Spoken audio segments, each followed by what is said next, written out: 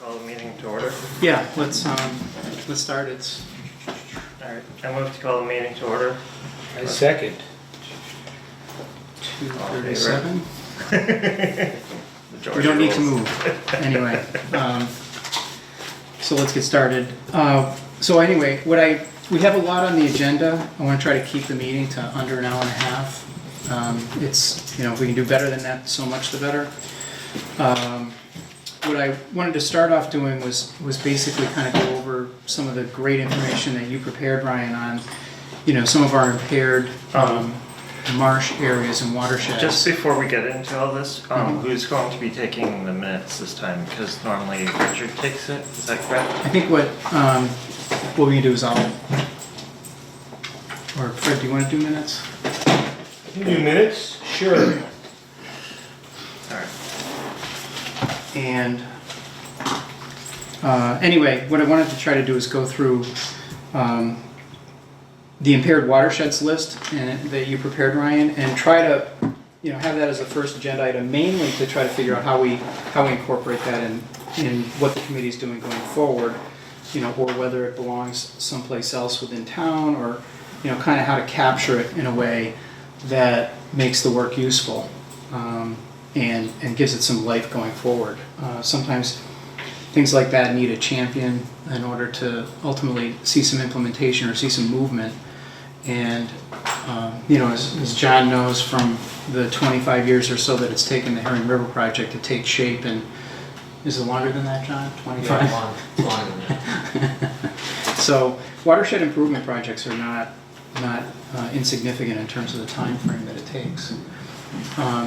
I think so anyway, that's sort of one of the things that I want to try to do. And then when we get to Scott's presentation, mainly what he's going to do is try to identify things that he's enhanced. This presentation really is going to be kind of a living document to try to move toward a watershed permit with options in it that we can talk about and explain to townsfolk. And obviously then incorporate their input, so we have sort of a way of moving linearly toward ultimately the outlines of what would be in a watershed permit. So anyway, with that, Ryan, do you want to kind of run us through what you did and what you found? Well, so the watershed intent analysis? of this, I tried to strip as much of my opinion from it as possible. I just wanted to outline where these different, or specifically where these bodies of, of the watershed are, what's their present status, a brief bit of history, and basically because a number of these came up in the meeting that we had with the DEP, and I thought it would be very valuable to have a frame of reference for people who aren't as familiar with the Wellfleet Harbor and its geography as we are, or as certain people are. I mean that's basically my intent, and kind of categorize what information we might currently have that's available out there in terms of these. So it's basically a draft. I hope to update it with additional information if there's some that's available that becomes available. And I don't know. If it's my opinion, there's two sites that are kind of priority. And the first one is Trout Brook because of the ease of the potential restoration there, where it's a single dike with control structure. It's a fairly small dike. But the issue with all of these is going to be navigating the private ownership and private land holders. Yeah, so before we kind of get into the detail on them, because I think that's important, I think you've identified 1, 2, 3, 4, 5, 6, 7 different watersheds beyond Duck Creek and Herring River. Yep. And they encompass... Are they watersheds or are they just... A lot of them are streams or were streams. Some of them are designated sub-embayments for the MAP as well.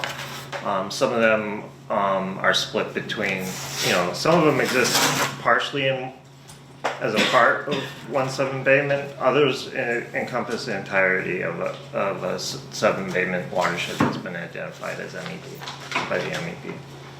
And from your data, it looks like it encompasses, just rough round numbers, probably somewhere between maybe 30 to 40 acres of impaired marsh that could potentially be recovered. It varies as to what the exact outcome would be.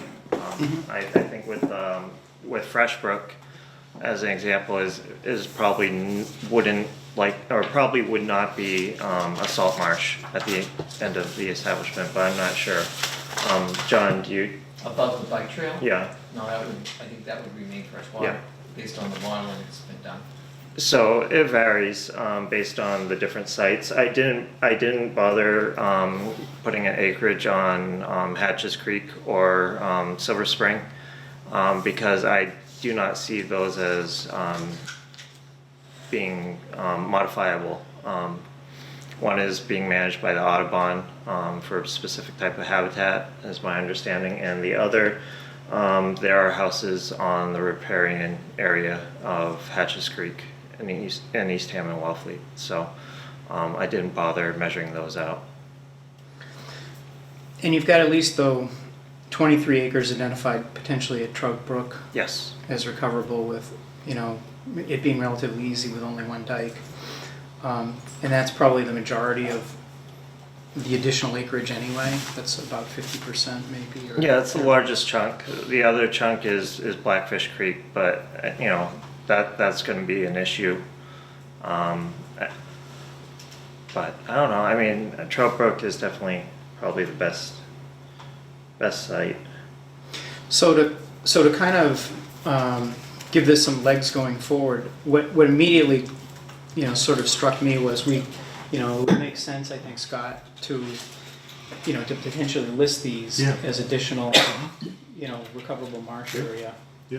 Since we already have we're tracking Herring River and tracking Mayo Creek, then at least it gives it some visibility going forward.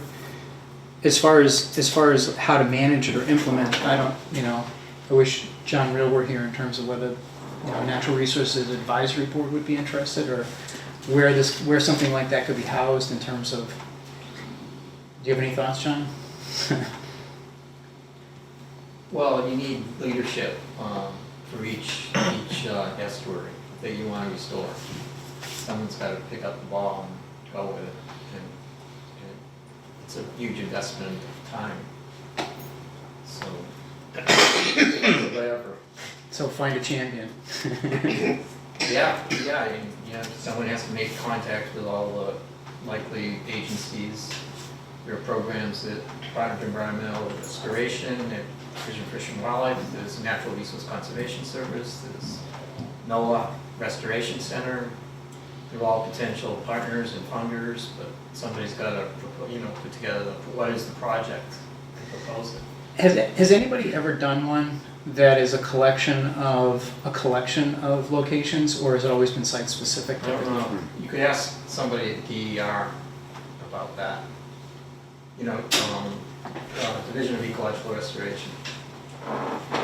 Hunter is the assistant director who deals with estuarine restoration. So at least as a minimum, we could have it in our plan. Yeah. And at least have a list to get some visibility, and then probably the 23 acres at Trout Brook is impactful enough that, because that's almost the same size as Duck Creek. That's been under the radar too, because it wasn't included in the Cape Cod Commission's inventory of tidally restricted salt marshes. That may not be the exact title, but you know what I'm talking about. Yes, I haven't gotten through it yet. I've started They reading it. completely missed that, I think, in that document. And it's not tiny, it's 23 acres. It's bigger. Right. It's bigger than Mayo Creek, or the Mayo Creek area that's Yeah, currently being Mayo's proposed. depends, but 20 to Yeah. whatever.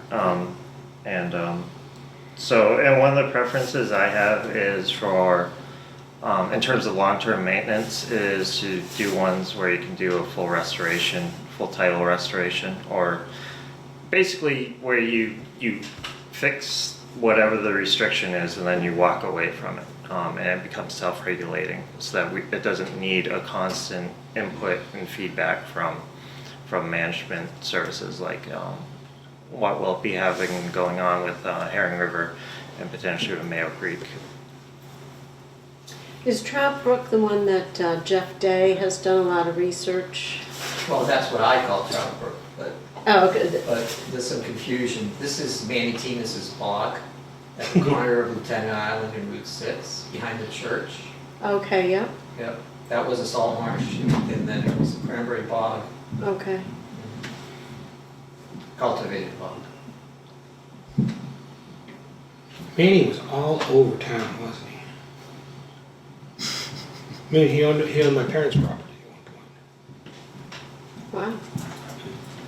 So, anyways, the intent of this is if people have additional information, we can bolt it on and kind of accumulate what might be out there. My understanding is that there might be a couple studies on one of the sites, but I haven't received a response back from the people that might have performed it.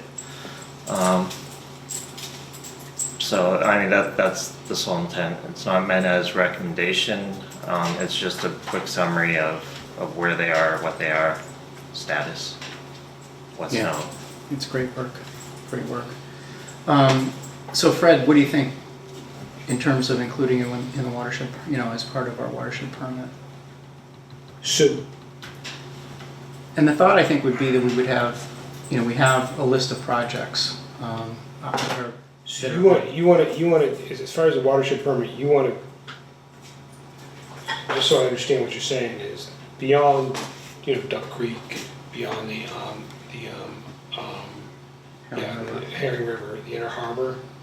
Well, one of the things that, we have the opportunity to do is to identify projects that have some amount of nitrogen remediation, and that all gets counted toward our total goal of something, north of 10,000 kilograms per year.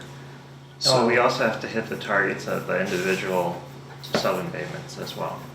We can't just say we took 10,000 kilograms of nitrogen out of the harbor and leave, let's say, 2 sub-embayments impaired without addressing the issues there. That will not be accepted in the long term. I mean, I'm just looking from an engineering point of view, and I'm kind of going, well, Trout Brook is, a definite. It's got some challenges. I mean, just to say, a lot of it is privately owned, right? So Yep. I assume that nothing's going to be easy here for these sub-abatements, right? And which it's going to be a public-private partnership. This thing has been turned into a bog. It seems to have lost any kind of, I'm looking at Trout Brook, has it lost any kind of feeder capability? What was feeding Trout Brook? I'm assuming it was springs that were there. Okay. Because it was, on the old maps, it does identify the bog and basically the retention ponds Yeah. that you would need to operate a cranberry bog. Yeah.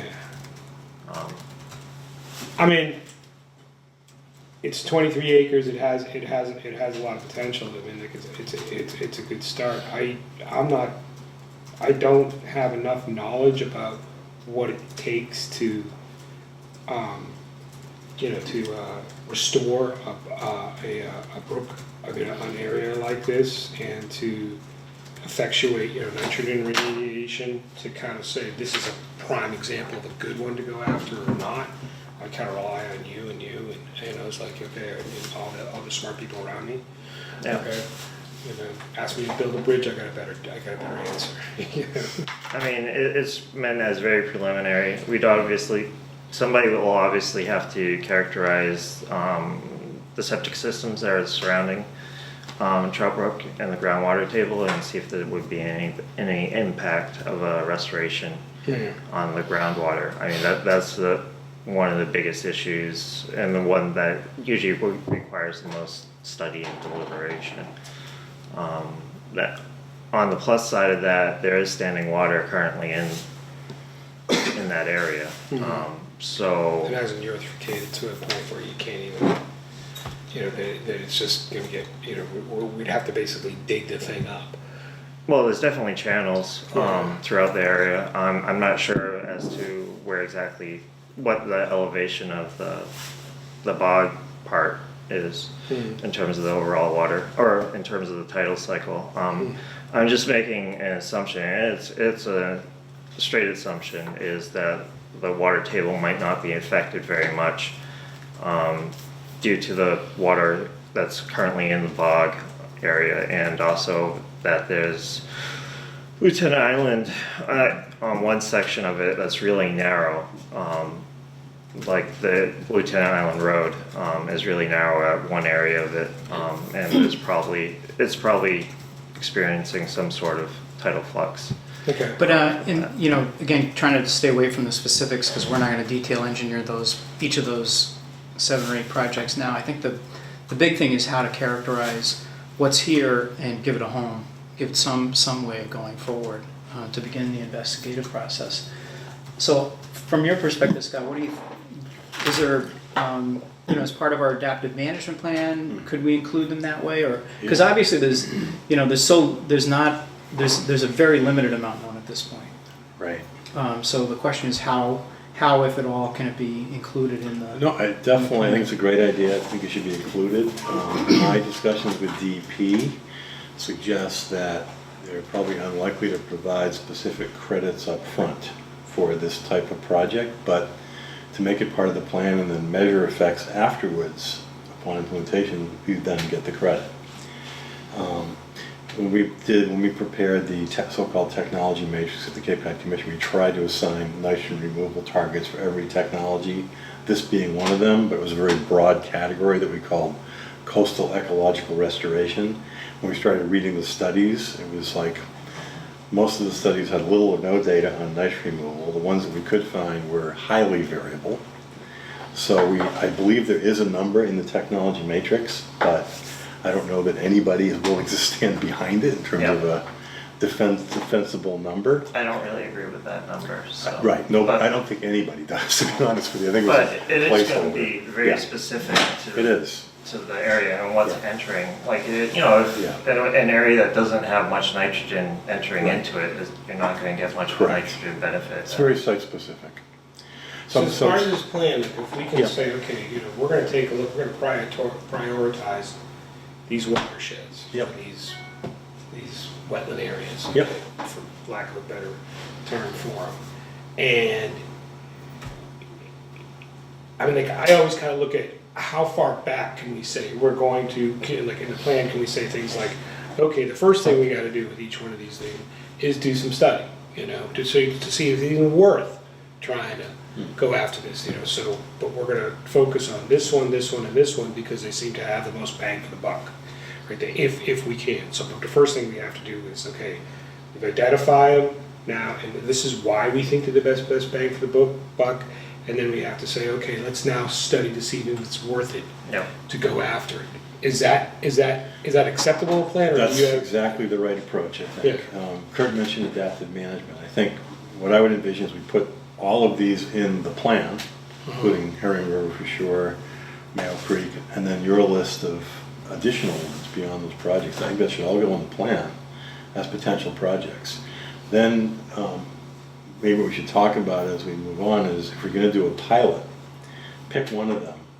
And Herring River's been studied for a long time. It's probably the largest one. So maybe there's pick much data too. one that could be implemented fairly quickly, and that probably means 5 years would be a quick project to get it designed, permitted, and under construction. That'd be very quick. But maybe there's one that's small enough. The other question is, can we pick a place that would be measurable? So there's not other things going on. That's the only thing that's changed in that one location, so that you can actually measure the nitrogen benefits. And then that could become a well fleet specific project that we could then suggest to DEP that we could say, look, we've done this, we've restored 10 acres of salt marsh, these are the water quality results, and then go forward with other projects based upon that, might be the way to go. So a pilot project makes sense, and that would be the adaptive management approach. List 15 projects maybe, ecological restoration projects, build one, measure it, see how it works from a nitrogen standpoint. And again, as we And talked you're- about last time, there are multiple benefits to doing these projects beyond nitrogen, obviously. So even if nitrogen isn't as significant as we might hope, there's still all kinds of good reasons to do this. Yeah. I don't want to lose sight of that. I would say that all projects need to be justifiable on their own, even if they receive no nitrogen Right. benefit, because you don't want a project that is considered failed based on Yes. the only, this one criteria that you're measuring. If you're saying, all right, well, we restored this area, we didn't get the nitrogen amount that we wanted out of it, but, we've restored the habitat, there's fish there, and that kind of stuff. So, So Okay. your recommendation is the Trout Brook and and also the, what do I got here? Eastern Blackfish Creek? Eastern Blackfish Creek, maybe, but the one that's currently a priority, would be Hawes Pond, because that intersection is due to be reconstructed. And MassDOT was supposed to be doing a study on the long-term solution to the culvert there. And the culvert, I was reading about that culvert, you were saying that it's been like, it's not in good shape. John can probably fill you in more than I could. Yeah, I don't know, maybe a year and a half, 2 years ago, the Well Restaurant complained that their overflow was being flooded, so they contacted DOT. And the Department of Transportation considered it an emergency and put in a one-way valve that blocks all seawater inflow. And it's been that way ever since. And the Conservation Commission has met with DOTs, they have an environmental division, we met with them over a year ago, and they promised to do a study to figure out how to let some seawater back in, some tide back in, without flooding the restaurant. And we haven't, I think Hillary's been in touch with them in the last month or so, and they haven't produced anything yet. So it's coming in through Blackfish Creek? Yep, it goes right under Main Street. Duck Creek. Or Duck- Duck Creek, yeah. yeah. It goes right under Main Street. It Yeah. runs along the highway. It's a No, very. I'm just trying to figure out where on Main Street the inlet to Hawes Pond. It's basically right at the intersection. If you're at the intersection, it's like maybe 10 feet from the intersection. So there's okay, I see it now, yeah. So there's a creek that runs right along Route 6. Yeah, got It's it. a very small area. The only reason it would be a priority is because of the pre-existing plans to rebuild that intersection. Okay. And some of the town should be taking into account. Excuse me, but it's a traditional oil run, for decades, and that's been cut off since the one-way valve was put in. There was a clapper valve on the seaward end of the culvert in Duck Creek, and that was broken. There was a big hole in the side of the culvert besides that, and it was kind of benign neglect, for as long as I can remember. And there wasn't flooding, so there was one occasional flooding, and now we have all tide blocked off from Hawes Pond. Yeah, no, Jeff used to maintain that. Jeff Hughes, the heron warden, used to maintain that for the year round. You mean maintain and Well, keep the flat valve stuck open? Yeah, exactly. But there was, I know there was a lot of fighting back and forth between DOT or DPW, DOT, and Jeff about what's going on there. But anyway, we, in the interest of time, I think it's sufficient to. So we're gonna say that Yeah, Trout just to Brook get and these- Hawes Pond are priorities. Well, I think that I hesitate to even cast priorities because I think there's a lot more information we need. They're obviously larger projects that have Should we call it some focus? immediacy, but I think the whole list is a good list, and I think Yeah. we're gonna have to work through each one individually in terms of what the pros and cons are. Well, why don't we say that we focus on Trout Pond and Hawes Pond to start? I'm just taking minutes, guys. Yeah, no, that's fine. That's fine. I want to just kind of move on because I think Okay. We got a lot of stuff to Yep. cover. we've All got a right, lot cool. to cover. So the you want to make a motion that we include these as part of a watershed permit? All 6 of these or whatever it is? Yeah. The list that, 7 or so, but the list that Ryan's prepared. Yeah. I move that we include Hospod, Eastern Blackfish Creek, Trout Brook, Upper Basin, Fish Brook, Silver Creek, Hatches Creek, and North Sunken Meadow as part of our permit application. Did I get that right? Yeah, second. Well, pretty much, but. All those in favor? Aye. You in favor, Fred? I'm in favor. Okay. The next thing is, Scott's, an amendment to Scott's contract that relates to an increase in number of meetings that, Hillary and Scott and I have been talking about, and the committee's been talking about in terms of doing a lot more public outreach. And so Scott has prepared an amendment for, let me see, I'll just read through this.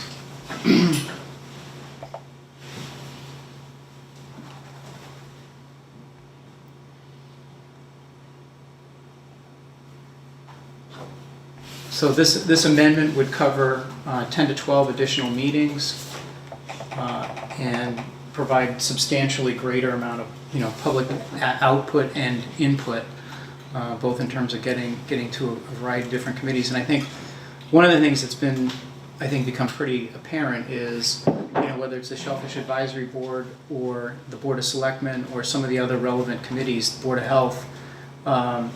We're probably going to have to go make some presentations and then go back and make additional presentations to get their input and also the extent to which those boards want to be involved or not involved with various aspects. And because of the comprehensive nature, for example, the Board of Health has regulatory responsibility for septic systems, and within our watershed permit, we're talking about advanced IA systems. They have purview over that. The same is true for these marsh projects, whether that's Natural Resources Advisory Board or CONSCOM or another group. Shellfish matters, really revolve around Nancy's jurisdiction, the Shellfish Advisory Board and the Board of Selectmen. So for each of the elements of the alternatives, we've got quite a bucket of involved parties, and so I think there's going to be an iterative aspect to this, even with the individual groups and committees. So the purpose of this additional budget is then to allow Scott to be able to attend these meetings and work through that process. Just one quick question is, will this be going before town meeting What? for the additional funding for the contract? We have that authority. Okay. The town. And just to be clear to everybody, it's the additional contract adds 10 to 12 meetings to the total that Scott was going to be, or in total. The additional cost would be, currently the amended budget would be $10,800 to be added to the pre-existing contract. I don't see any issue with this. Anybody else? Fred? I don't see any issue. Someone want to make a motion? I move to accept the amended contract as written.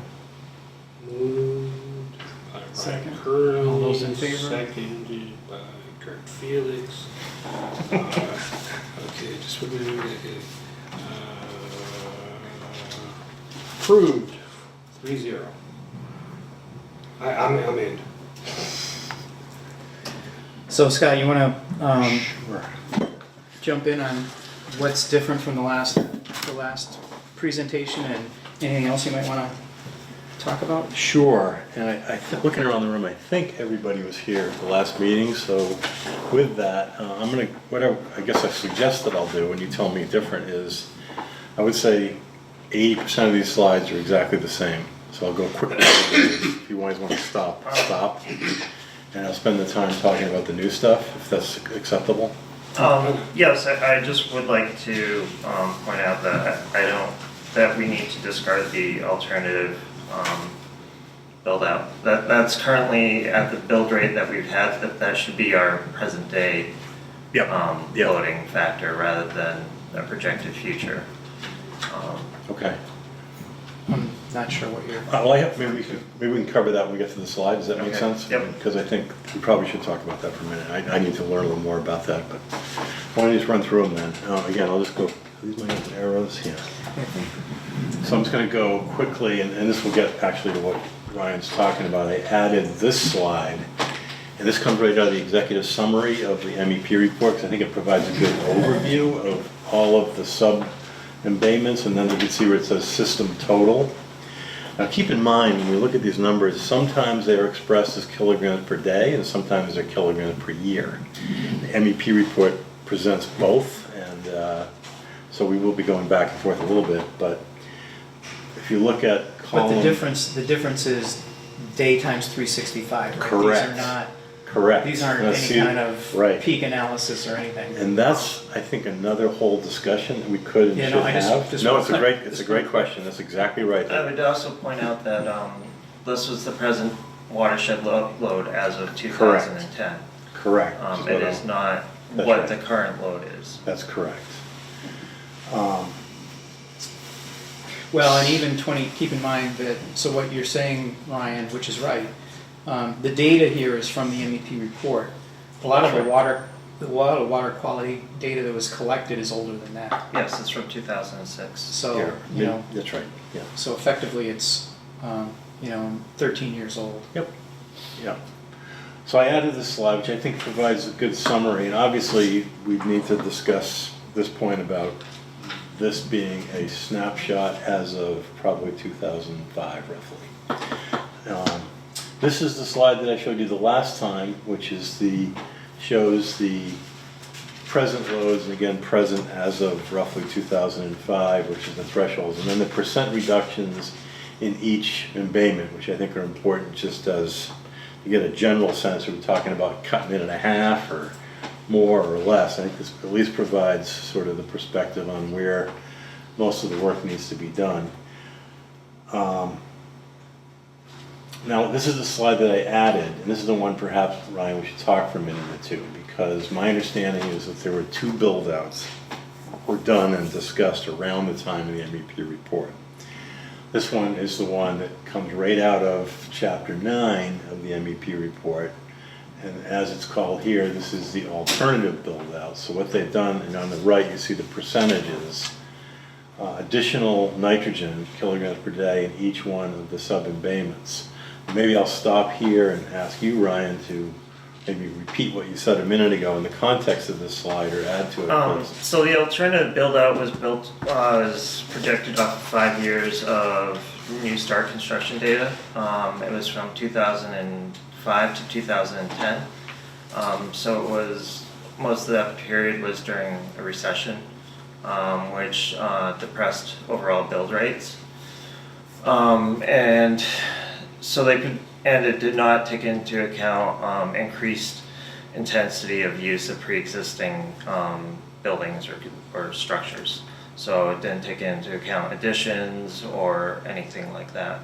Based off of the data from 2011 through 2018, Yep. we have currently reached the total number of new builds that were projected in the alternative build-out scenario as of 2018. So this is actually more indicative of what the present day water or load factor is in the sub-embayments, and that's before taking into account increased intensity of use of pre-existing buildings and structures. There are a number that have had additions, and even on a straight addition of bedrooms, there's been a decent increase in the number of bedrooms added to pre-existing structures as well, which would again be indicative of increased intensity of use of the structures. So, I mean, as a baseline, the alternative build-out is basically what our current baseline is, and that's being conservative. Our current baseline might actually be higher based on usage. Yeah, I'm seeing some big jumps here too. You know, if you go back and forth, if you toggle back So and forth. Hatches Creek, so what was done was that the adjusted build rates were only adjusted for Wellfleet. They did not adjust the build rates of Eastham or Churro. So Hatches Creek that's largely reflecting an increase in use in terms of Eastham, which they're the biggest contributor or potential contributor to, especially to new builds for that area. This is where all of Eastham's predict 10% of the total load is coming from, is basically into Hatches Creek. Yeah. I'm just noticing that the kilograms per day almost triple on a lot of these abatement areas, sub-abatements. So I guess the question I have is, what should we use for our present loads? Or is there a projection that can be used and calculated for each one of the sub-embayments as another build-out that's better than this, a future-looking build-out? It could be done. It's a lot of work. I already did it. Okay. They didn't use it. So, They didn't want to use it. Who are you saying, when you say they? DEP. and So what I did was, I did an econometric forecast, based on historical building trends. And because the challenge that we have is, there's a couple of different ways to look at it. We have a current problem, and how far out do you want to push the window in terms of what you want to plan for now? And the other question worth considering is, if the goal here is to get a watershed permit from Mass DEP, what they're and the other regulating, relevant question is, what do they require? that they're regulating us to do the MEP build out, Correct. which is not the alternative build out that's presented here. It is that's where the 10,000 plus kilograms per year is coming from. Is the Yeah. ultimate build out model that was produced out of MEP. But I think the way we can cover this comfortably, because we all know that these numbers aren't right. The other thing is that with each of when you're looking at an alternative set of scenarios, you have to have, there's a lot of uncertainty built into that as well. So when you say so- these numbers aren't right, what are you saying? Well, Ryan's pointing out that this is probably today's load. So you wouldn't want to use that as a planning number No, you want for what you want to ultimately remediate. Well, the only loads that we're sure of are the ones that were from 2005, because they're actually studied. 2010 is when the MEP stopped collecting data for the not for the water, but for the number of builds. It was through 2010 and that's basically what the oldest or what the newest data of the MEP study is. It basically cuts it off in 2010. Is there any way of extrapolating that data? Well, we can. I mean, there's ways to extrapolate it, but I think the other way to cover it is, again, DEP is going to hold us to this. And then the question is, well, how much more does the town want to spend beyond what DEP is requiring, knowing that the loads are probably higher?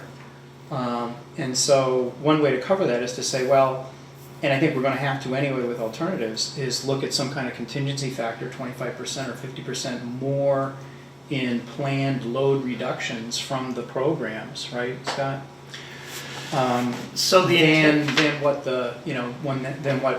we're currently. the intent of the MEP Modeling. is they were projecting out what the total load factor is, and they wanted to be fairly certain that that total build out load was the amount that you would have to remediate at the most, kind of. So they preferred to project a higher load than a lower load, because if you built to a lower load and it was actually the higher load, what you built is no longer sufficient, which could force people right back to the drawing board to re-engineer their entire systems.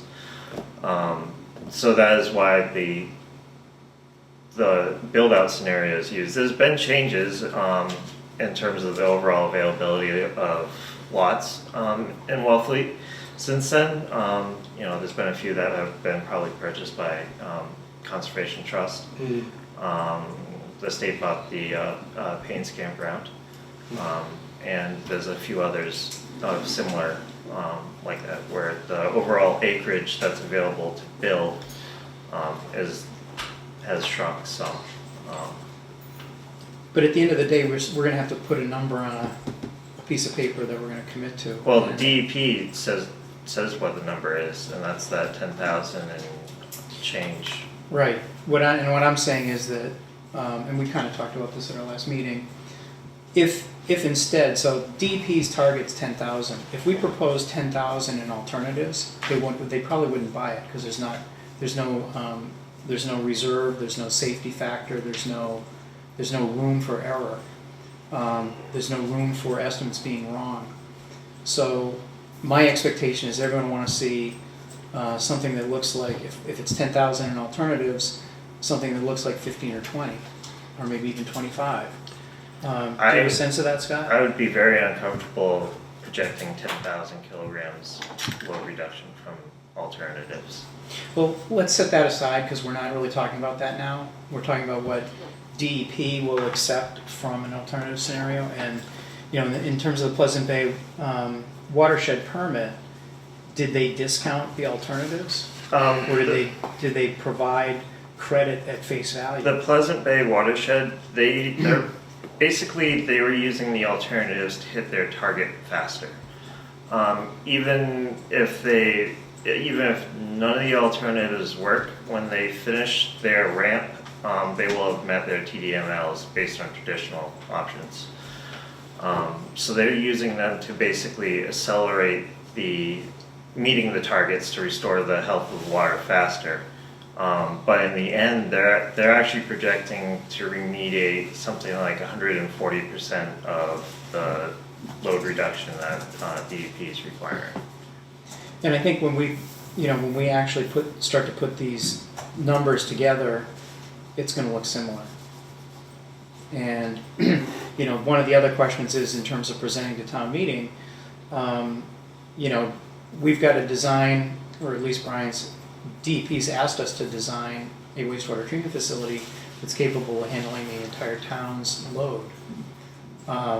And if you have a certain amount of alternatives that remediate a significant amount of that, you wouldn't necessarily need 100% of the town's capacity.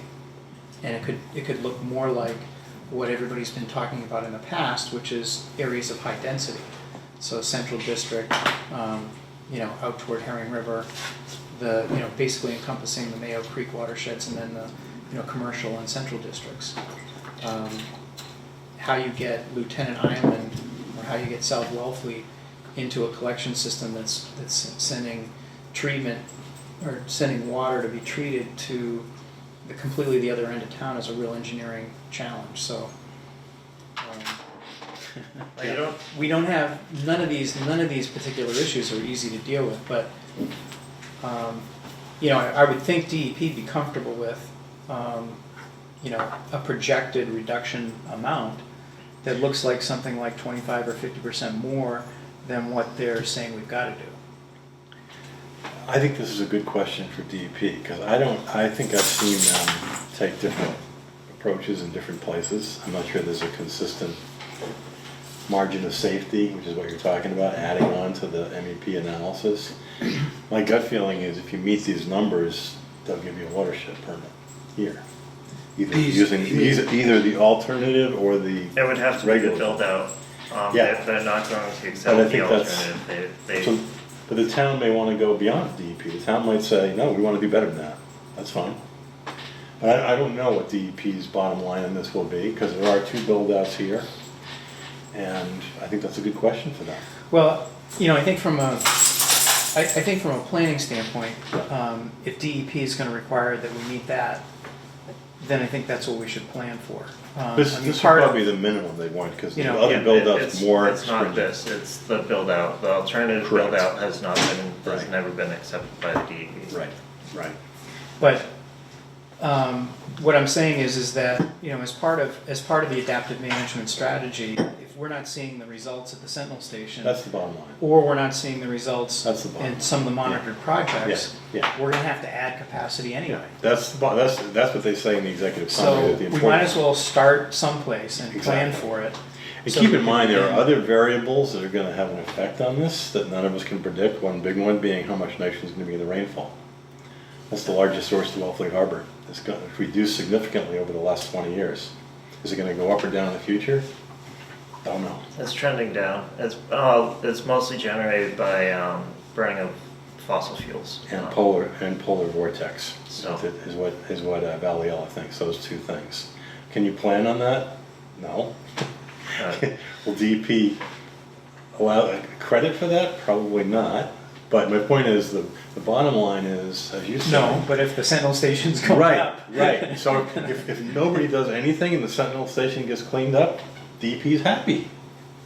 That's the real Yeah. bottom line is what's happening in the water. To be clear, right Yeah. now, the water quality is getting worse. Right, I understand. It's not I getting understand. better, I understand. but on its understand. own here.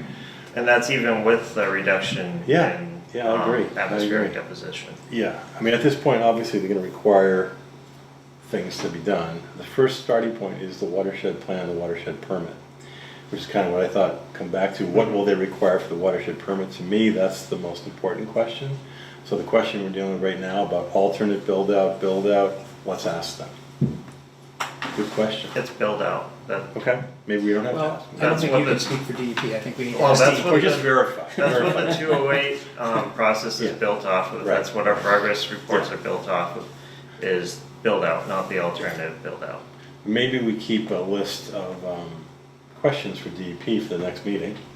As you know, Brian Dudley likes to see an agenda and what are we going to talk about, what are the questions. This is a good one. Let's put that on the agenda and clarify and verify what the target is, 'cause that's important, that's really Yes. important. So, Cape Cod Commission has the target. And that's built, Right. that's off of build out, yeah, not the alternative. yeah, yep. Okay, And which one, and what numbers, and do we have the build-out numbers or not? And the MEP, yes, not in this slide. Okay.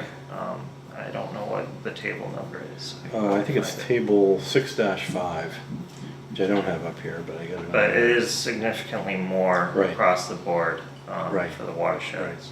right, More than the alternative build-out? Much more. yep, yep. Should I Okay. keep going? Yep. Okay, come back, that's a good one. So we saw that slide, we saw that slide, we saw that slide. Maybe while we're here, update on the contract. I know, I'm pretty sure Hillary has put out an RFP. I don't know if they've got any responses. Does anybody know updates on that? No. Okay. My understanding is that's in the works? Yeah, I don't have any, Okay. if she was here, she would. Okay. probably give us an update. Okay. Thanks, thank you.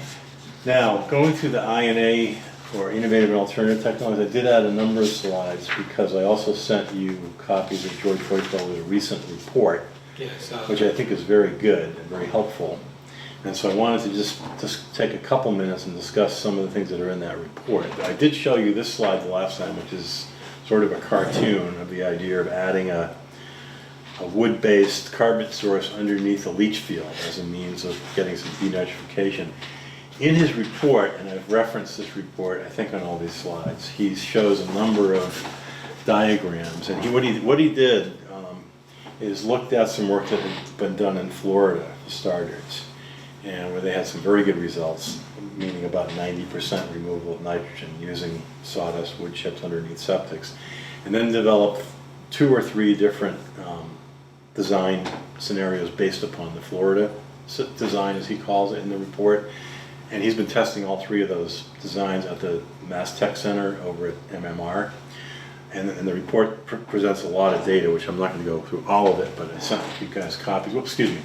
So this one is simply a little bit more detailed drawing than this one here. It's basically a standard leach field, septic tank effluent infiltrated along the top there, flows down through sand. And what he's showing here, I can use my cursor, I guess, right here. This is what's called a lysimeter.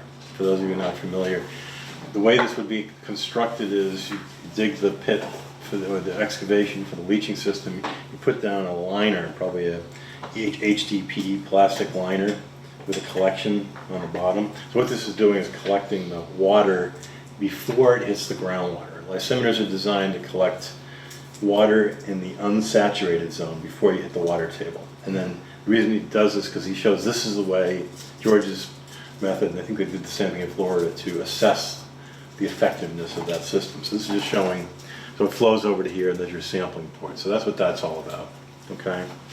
And that's the most basic design. Basically, lay some wood chips beneath the leaching fields, and Under the sand? underneath the sand, correct. And that was the original design that George started experimenting with it. And again, the results, as I'll show you, I'll show one slide is showing 80–90% removal. It works very well. I think he It's was very maybe simple. close to almost 95% In some of the test. cases, yeah. He does show, Design. they did some installations in Falmouth, they did show that some of the shallower systems in the winter, the rates aren't as good because temperature is a big driver on these bugs that do the denitrification. And the shallower you get them, the more you could expect, I think, a less performance in the winter. Makes sense. So this is the Florida design, and the difference here is, now in this case he's showing a septic tank pump, and these two things over here are leaching chambers. They're not identified in the drawing. So again, what the difference here is, instead of a lysimeter to catch a sample, what he's doing is laying a liner underneath the entire system. And the idea is the water comes down here, turn this around, and this liner, you'll notice it has sides on it, it fills up. So it's actually, if you've ever heard the term perched water table, it's actually in this case, an artificially, it's like a little subsurface saturated pond. And then the water flows over here and continues on. The advantage of that, at least theoretically, is that denitrification takes place under anaerobic conditions. So if you let the nitrogen sit in water, it's going to go anoxic and you're going to get better denitrification. That's the idea here. This is what they did in Florida. But Scott, is this to basically be able to sample these systems, or is it a permanent design feature? The latter, and that's my point. And let me go back again. Notice this thing is just, the whole leach field on this thing is this whole thing. Water's going down. This is just to grab a sample. It's a sampler, Whereas this is part of the engineering. the whole system. This is intended to catch all of the way. This is only showing two. Then it'll overflow on the edges. Right. So that's the difference. And So it would actually overflow all the way around. correct. That's cool.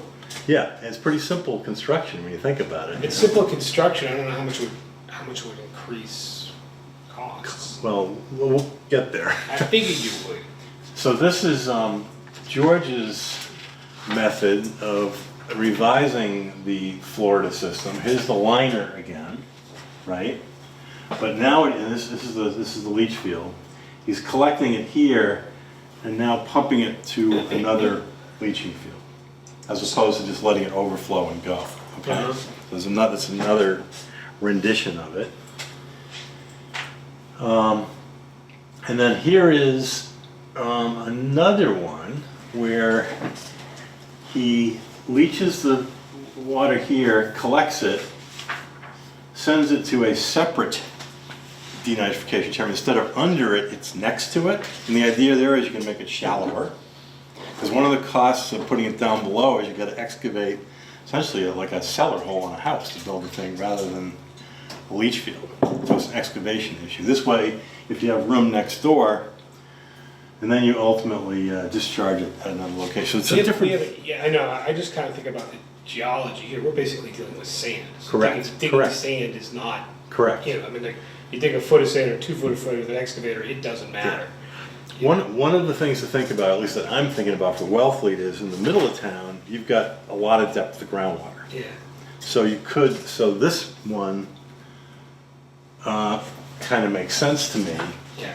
Because my thought of downtown Wellfleet is you got great depth of groundwater, but not a lot of real estate. Yeah. Property lines, so keeping it in one place underneath it has a lot of value. If you're down along Duck Creek, right, you have no depth of groundwater, But you might, some of those businesses might have enough real estate under the parking lots to put, instead of putting the treatment system underneath the leach field, put it over here. So they might be thinking ahead here. What George is showing us is three different ways to configure this thing. Yeah, the reason I like this one, if that's the least amount of things to fail, or things to like. The only downside to this one from a failing standpoint is if it does fail, to get to this thing and replace the wood chips, you gotta dig up the whole thing. If this is over here, shallower, it's a lot easier to get to. Well, I'm also looking at, go to the next one, think of all the pumps and the piping and everything else. Well, one thing to keep in mind is all of his systems have a pump, Yeah. because he's a big believer in so-called dosing. Yeah, pressure dosing. Pressure dosing. So they all have pumps. So there's no, if you're gonna deal with George's technology, you're gonna.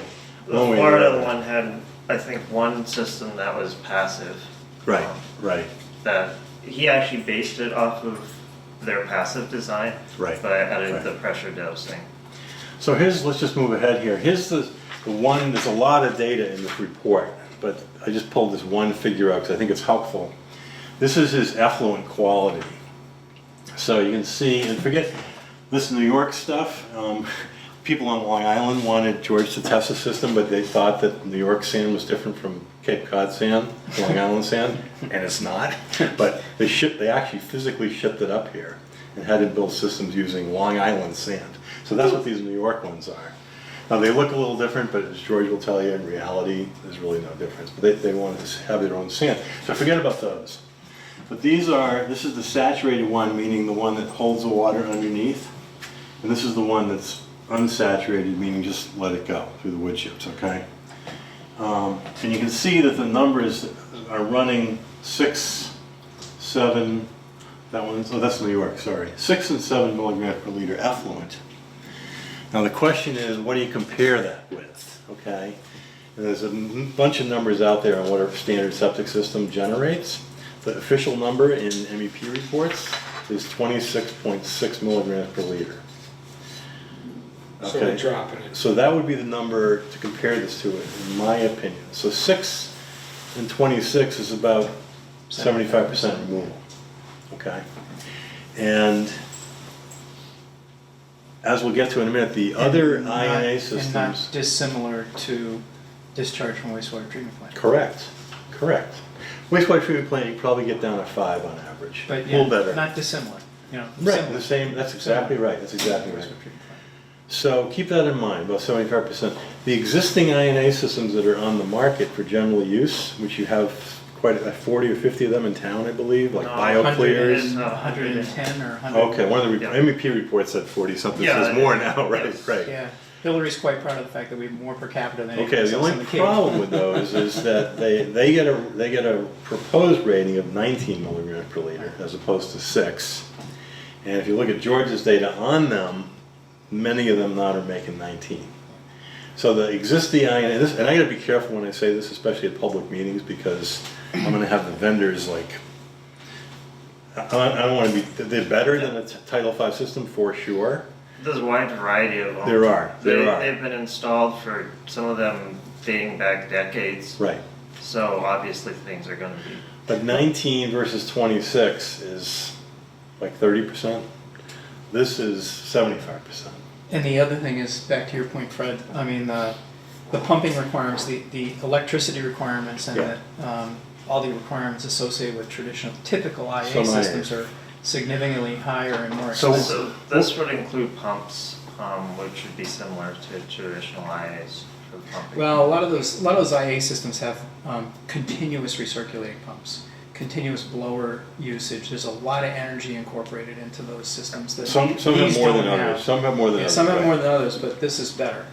But anyways, what I'm calling these in my writing, and also consistent with the 208 report, we're calling these enhanced INAs as opposed to INAs. Okay. Okay? And the only problem with them is they're not approved for general use yet. They're going through the process with DEP. So I have a slightly ancillary question, because this is probably going to come up next Monday Yeah. at the forum. The housing project on 95 Lawrence Road is going to have a public meeting. And one of the questions they have is, what are they gonna do with septic?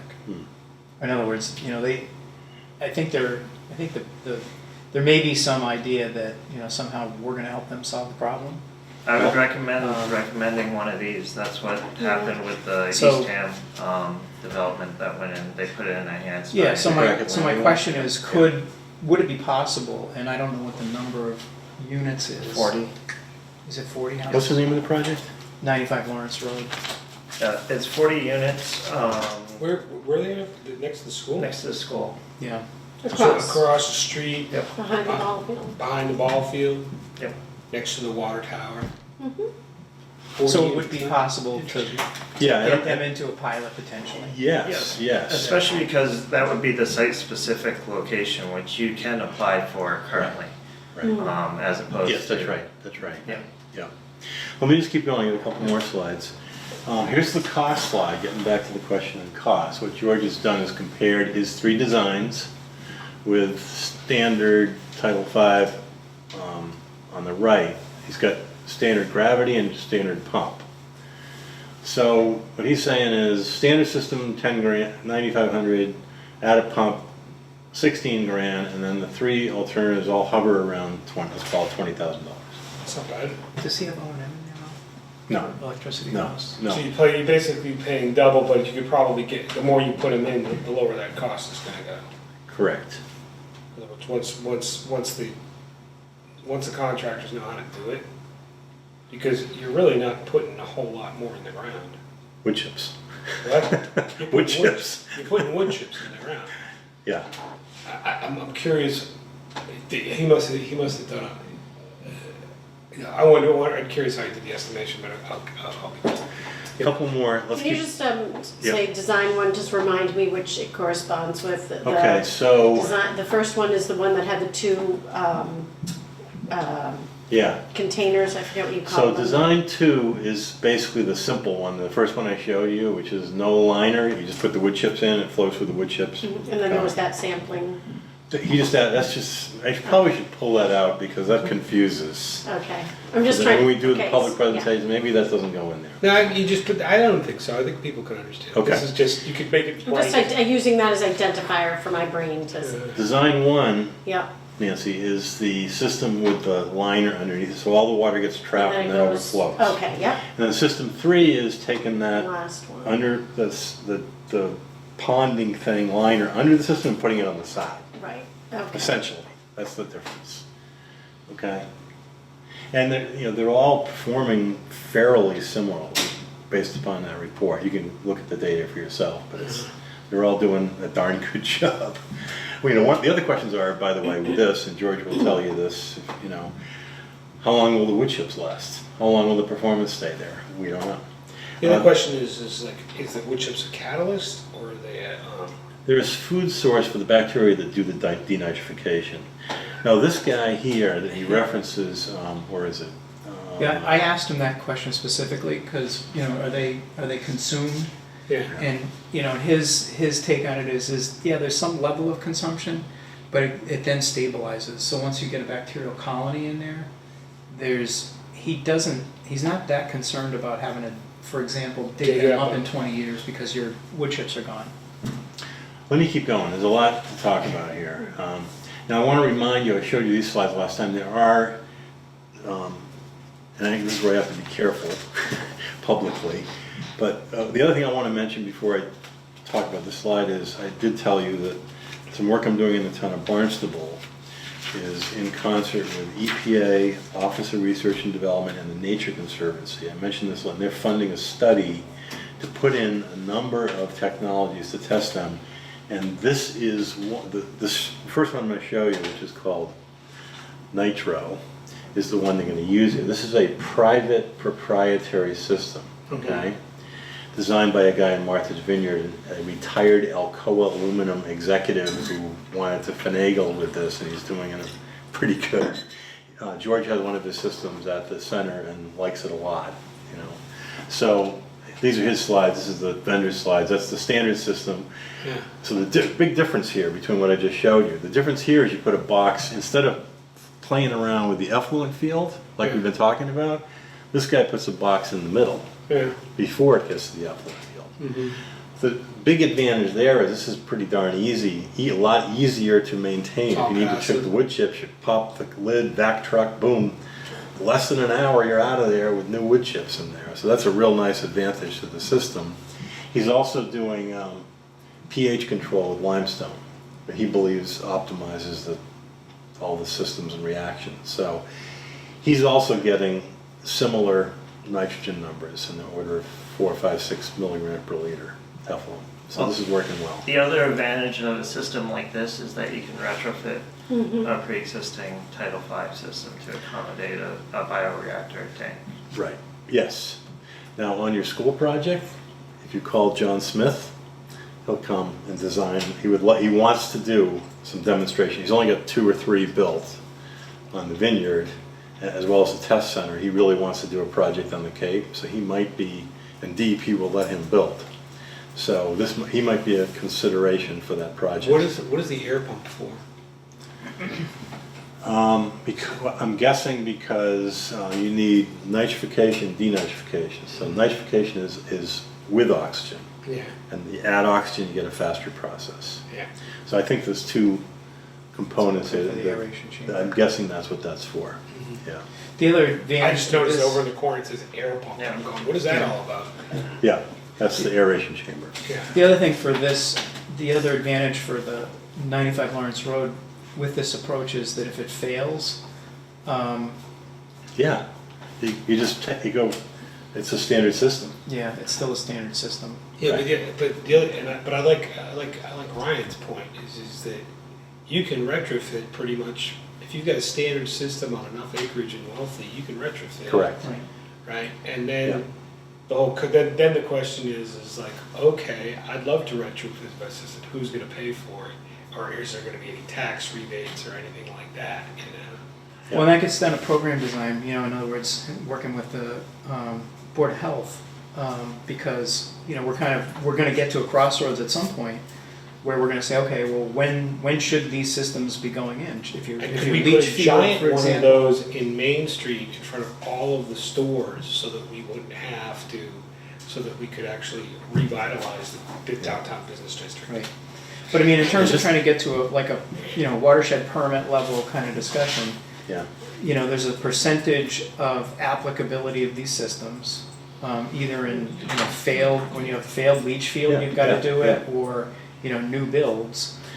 So a quick note on the cost stuff is that the difference between a standard Title V and Georgia's stuff is around 10,000 extra, right? It went from 10 to 20. So, but that's pretty much, So figure if you did these systems for every system in town, assuming it would fit, whatever, it's about a $10,000 per household. yeah. Barnstable is doing a sewer plan. They're looking at traditional sewer in the whole town. Mhm. Their number is $87,000 average price per house to hook it up to the sewer. $87,000 including Versus 10. collection, correct. For the So it's same, about a for the same- 9 to for the 1 same difference. removal rate. Okay, so I'm not saying that's the Plus a number. big one. Is Nope. there any sort of a grant that the town could apply for that then it could run a program where if you want to retrofit, they'd give you a grant for $10,000 or $5,000? Is To a there? homeowner, you mean? Yeah, like to encourage people to change, to retrofit or new builds, there's a lot of housing things that are coming up. Yeah, I mean, there are grants. Unfortunately, the Southeast New England SNEP program doesn't include Yeah, Wellfleet. but But how- there are other grants that might be. But kind of how I'm looking at it is, Nancy, I think we're going to get there, but this whole process is going to take several years before we have a permit in place. My feeling is as long as we have the technologies in as Yeah. part of our planning That's right. process, there's going to be, we'll have access to funding through, even through the Airbnb tax, that creates some amount of funding that's available to the town. So if this is one component, we can be applying in, say, 3, 4, 5 years for exactly that type of thing, or even potentially to, what's the other fund, the traditional fund? SRF. SRF. Well, you have to. For a town, in other words, doing a town authorization for an amount of money that would go toward, retrofits or, even upfits instead of, you know, as an alternative to building the large sewer plant, because it's, the Right. town would incur those costs either way. So the Cape Cod Water Protection Fund, which is where that's where the Airbnb, Airbnb yeah, tax is Airbnb. going to. You have to qualify for the SRF before you can access any of those funds. Yep. It's contingent on meeting a SRF or getting approval from SRF, and then the funding becomes Yes. available. And if DEP approves this plan as a watershed permit, then it's fundable under SRF.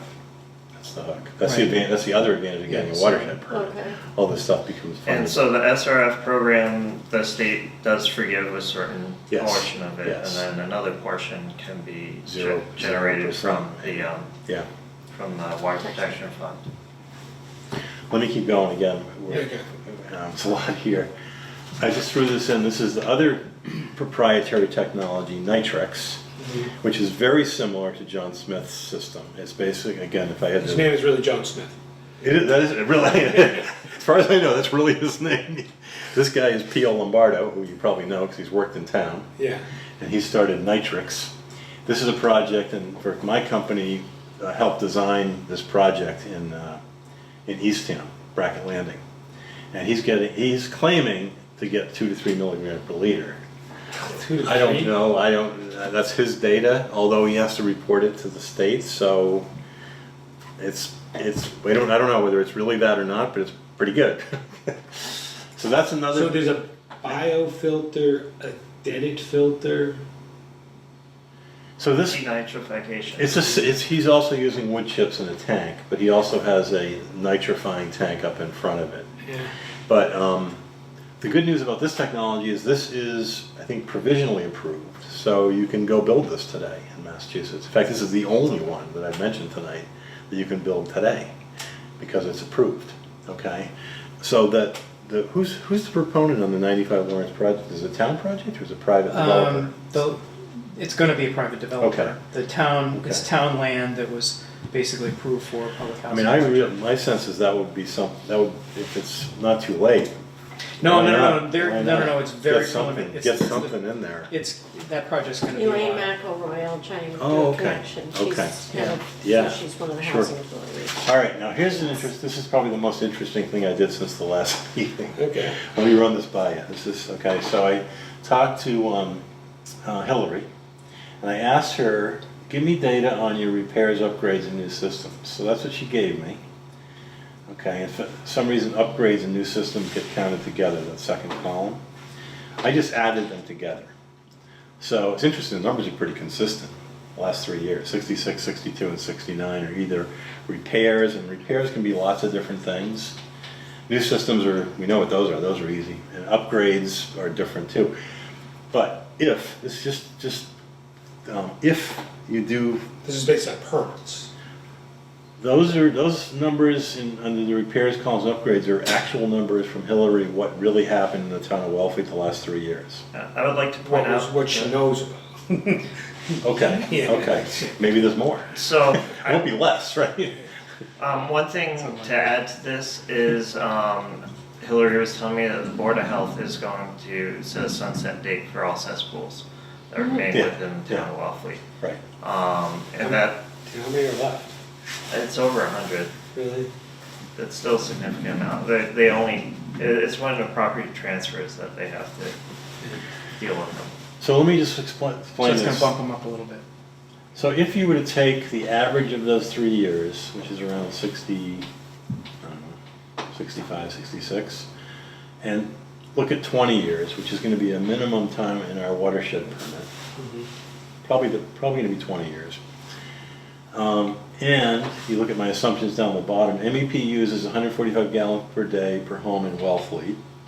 That is your 20, I said 26, I'm sorry, it's 23.6 is the concentration they use. That calculates out to each home is generating 4.7 kilograms per year, all right? And if I take 75% of that and multiply it times 1313, I get 4,600 kilograms per year reduction, half of what you need. So what I'm Just by going to So let me say, Use Title this is V one, system. there's a program in Boston, I'm gonna use an analogy here, hopefully this will make sense. They have a program in Boston called Complete Streets, anybody heard of it? So, you have heard of it? So in Boston, if they're gonna go they're gonna put a new sewer line, what they do is they have a meeting, they say, before we dig up that road, what about Who crosswalks, else? bicycle access, lighting, gas? We're gonna do everything at the same time, and guess what, they're saving a ton of money by doing that. So that's the idea here. If somebody's going to go do something on their property, that's when you sneak the denitrifying system in, because it's going to be cheaper. Because the marginal cost of getting the wood chips in there, if they're already digging, putting in new pipes, then let's get the wood chips in. It's going to be a lot cheaper. And the interesting thing is, if you only did that and not go back and retrofit anybody else, that's You get what almost $5,000 Yeah. a year, which is half of what we need. So I only did this just for a quick illustration. I'm sure there's all kinds of things wrong with it. Let's not spend a lot of time. That's not the point of this, other than unless somebody says this is completely invalid. I think it's an interesting idea. So if the Board of Health had a regulation that said, I'd say anytime you that- do a repair, upgrade, you must put in some wood, that's a pretty cheap way to get half of what you need to do. So in other words, around the leach, so underneath the leach fields, you just. Well, put chips. it could be any of those Any things of we those just talked about. It technologies. could be Any of the John four. Smith, it could be nitrics, it could be Yeah. any of the three things, George. Let the homeowner decide. So like I said, up on the hill, downtown, where we are now, you got plenty of depth of groundwater. When you're down on commercial, you have no depth of groundwater, so you gotta use a different technology. But the good news is, George has got 3, and P.O.'s got 1, and John Smith's got 1. There's 5 options that I think work very well in Wellfleet, and they're not that expensive. The 2 private systems are probably more expensive than George's. We need to go to the business of like advanced, enhanced, what do we call them? Enhanced IA. Enhanced yeah. IA. Yeah. So, and the other thing though too is, even beyond that, like, obviously there's a big number there. If you wanted to go one little step further, Yeah. the next thing to think about would be, program or programs, in the near watershed homes. Yes, sure. Yeah, So, yeah. you Got a could- quicker could do something response. real close. Absolutely, absolutely. Yeah. And that's a Yes. hell of a lot cheaper than, But what this tells me is Or- that it makes sense to keep thinking about INAs, enhanced INAs. And I did talk to Brian Dudley about, not this, but about could the watershed permit have George's system and these other ones in it? And he said, yeah. So, that's something to think about. That's good. That's great. The one thing that needs to be corrected on this slide is Yep. number 4 for the Okay. reduction required. Okay. She That- goes higher, it's more, it's like 10,000. Yeah, it's 10,000, I don't know. Yeah, that's the number the MEP report for present load. Right. But that's not what we're required. We're required to hit the higher target. That I don't know, that we should ask We're DEP. gonna In some clarify. cases, they've only required the towns to read present load, per the MEP, even though they know it's old. Doesn't make sense, but, so that's up, we have to ask them that, because I don't know. If you guys want to do more than they require, that's fine. well, again, I think what we ought to do is do what we need, what we have to do. Right, and we should ask them. Knowing that we're gonna be adaptively My having guess to is do more. that it's the number Ryan mentioned, Because, 10,000 we're gonna be needing more, but we Yeah, yeah. gotta start Yeah, someplace. absolutely. And I think the argument about whether we do 10% more, 15% more, or 50% more is like, we're never gonna get any. We're gonna have to do more, we don't know how much. I don't know that I have, let me just see if I have any other updates, I don't think so.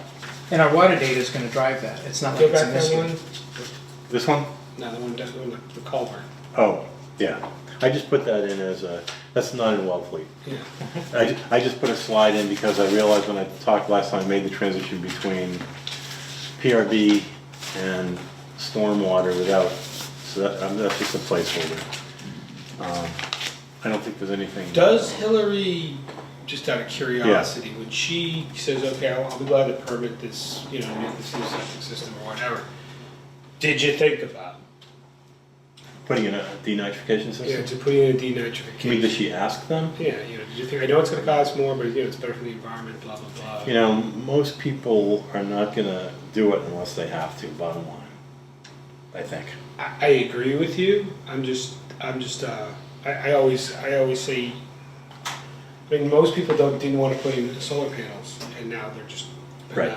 People are But saying, they're getting an economic return on that. Well, and also keep in mind, these things aren't yet, it's not permitted. You know, you can't, most of the enhanced IA technologies, except for POs, Right, you can't do. right. So if you said, I want to do it, you can't. Well, you DEP Ryan won't approve mentioned it unless you do a D- pilot or DEP get is some. doing site-specific approvals on these. The way the INA system program works is there's 3 steps. If you want to invent your own system, you go pilot, provisional, general use. Once you get the general use, anybody can use it. Interestingly, and again, I'm not sure of this, but I've been checking, I don't believe that George's system is even officially in the pilot program yet.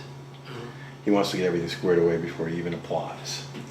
So right now, but Brian will approve systems on a case-by-case basis.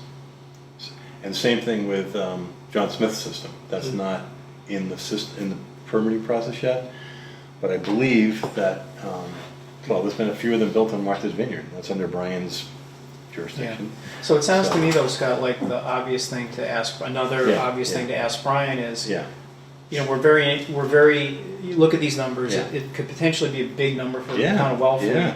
It's very cost effective. We'd like to put it in our watershed permit. yeah.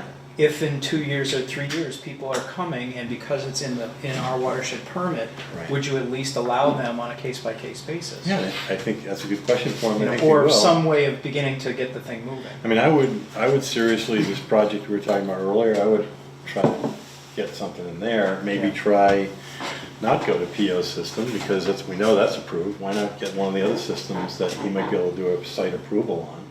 Start building it towards provisional or general use acceptance, which is exactly what they're trying to do at Barnstable. Trying to get enough of these in the ground so they get the general use. Yeah, it's 60 units, right? Yeah, yeah, yeah. So it strikes me that project would be a great place to try to do one of these And technologies. so the way that the site-specific installations have to do, there has to be a plan of monitoring Yes, yes, to monitor the long-term performance of the system. right, And that's a requirement.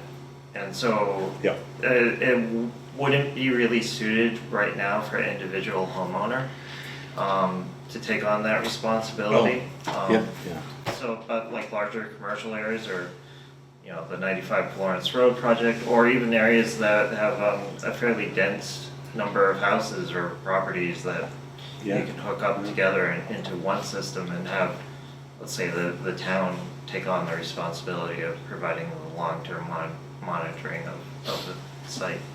Can I ask a question? Absolutely. George told me that if you put in his system now, you have to build a parallel traditional Title V system in order to get the permission to put it in. Is that changed? My impression was you had to put it on the design plans as a so-called reserve area plan, show that if this thing fails, you can go and fix. So that's a good point because it's a space limiting factor. And that pertains to a lot of downtown Wellfleet. Well, except that a lot of these systems though. But I don't think you have to build it. I think you have to have it on the I thought plan. you had to build it. Okay, That may have I'm not, changed. I could be wrong, but Second that's not thing my I just wanted to say is that, here's from Yeah. COMSCOM. Yeah. Many times we have said to people, we recommend you put an alternative system. Yet this is not the advanced one, these are Right, traditional. right. Which are not very good. I mean, let's be clear. Yeah, They're not right, what we right, want. right. But I've never had a person say yes. What we hear over and over and over again is, we're not required. Correct. And the worst example was the juice, which is spitting distance from Duck Creek. And they put a Title V in there, and when we said we wanted an alternative system, they said, we're not required. Do you think the Board of Health, Well, this is COMSCOM. okay, but do you think the Board of Health would be amenable to considering a regulatory change requiring Of this? course, Board of Health is very interested. Okay. I'm just saying, the issue, when you ask the issue of would people voluntarily Yeah, do it, No. our experience is no. what they voluntarily do is somebody paid the extra amount. Well, So and that's, the town paid the extra you know, amount. where we're headed with this, John, I think is that, you know, compared to the cost of installing a traditional sewer system, this is very cost effective. And so at what level can the town participate, either by facilitating grants or facilitating, loan money, or in addition to regulatory changes? So I think there's a whole host of things that need to happen as far as implementation goes, but, the trajectory is, this makes sense, it's cheaper than putting in a sewer system, how are we gonna do it? But it only makes sense once we get the state to okay the alternative systems. And that, I mean, George, when I left, and I haven't spoken to him in a year, last time I spoke to him, he didn't say that's tomorrow. Oh, no, He said that's a long way out. When I spoke to him about it recently, he said he's optimistic that he can do this in about 3 years. So the Barnstable installation Either way- moved up the timeline for the implementation. That's the idea. Quite significantly. Before, it probably would have been 20 years before we would see these systems come on. But with they're doing the number of installations required by the Mass DEP to hit the approval, so they'll have the necessary number of pilot systems installed in the ground, being monitored, and then the idea is to get it beyond and get it to the next stage. But I mean, like, think about this message to the townspeople of Wellfleet. We've got to do something. It's either going to cost us approximately $90,000 a household, or, we can set up a fund. And you said how many? 69, so it'll be 10,000 times 69, so $700,000 a year.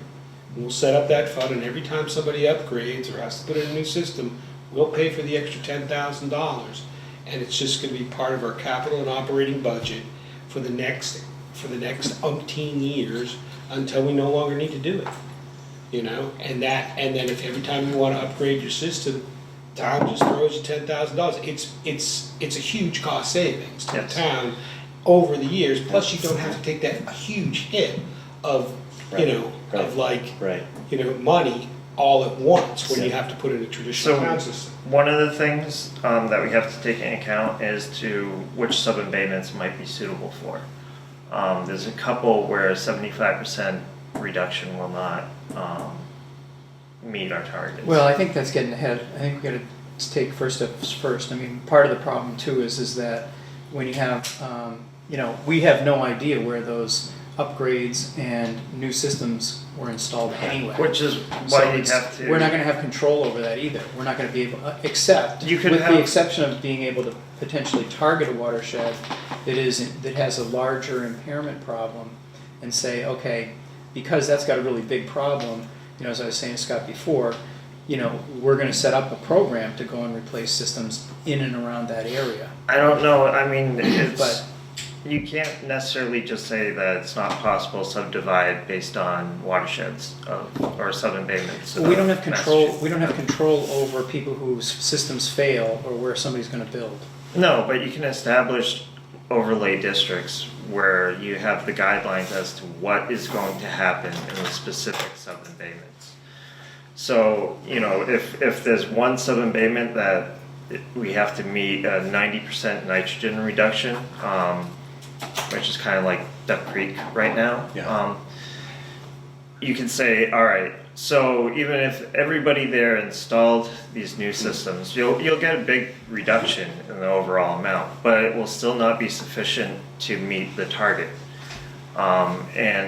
But we have other sub-abatements where we know that even if half or 2/3 of the houses install an enhanced INA system at a 75% reduction in nitrogen load, that will meet the targets and in many cases more than meet the targets.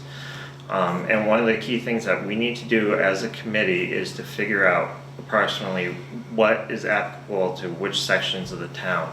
Yeah, but I agree with everything you're saying, and that's getting into the nuts and bolts, but I mean, just from like a 5,000 foot level, if our plan was this, the town is gonna put together a capital and operating budget of $70,000, we're gonna put enhanced INAs across the town, right? And the thing is that we will pay, and we're gonna pay, and the town is gonna pay for that, right?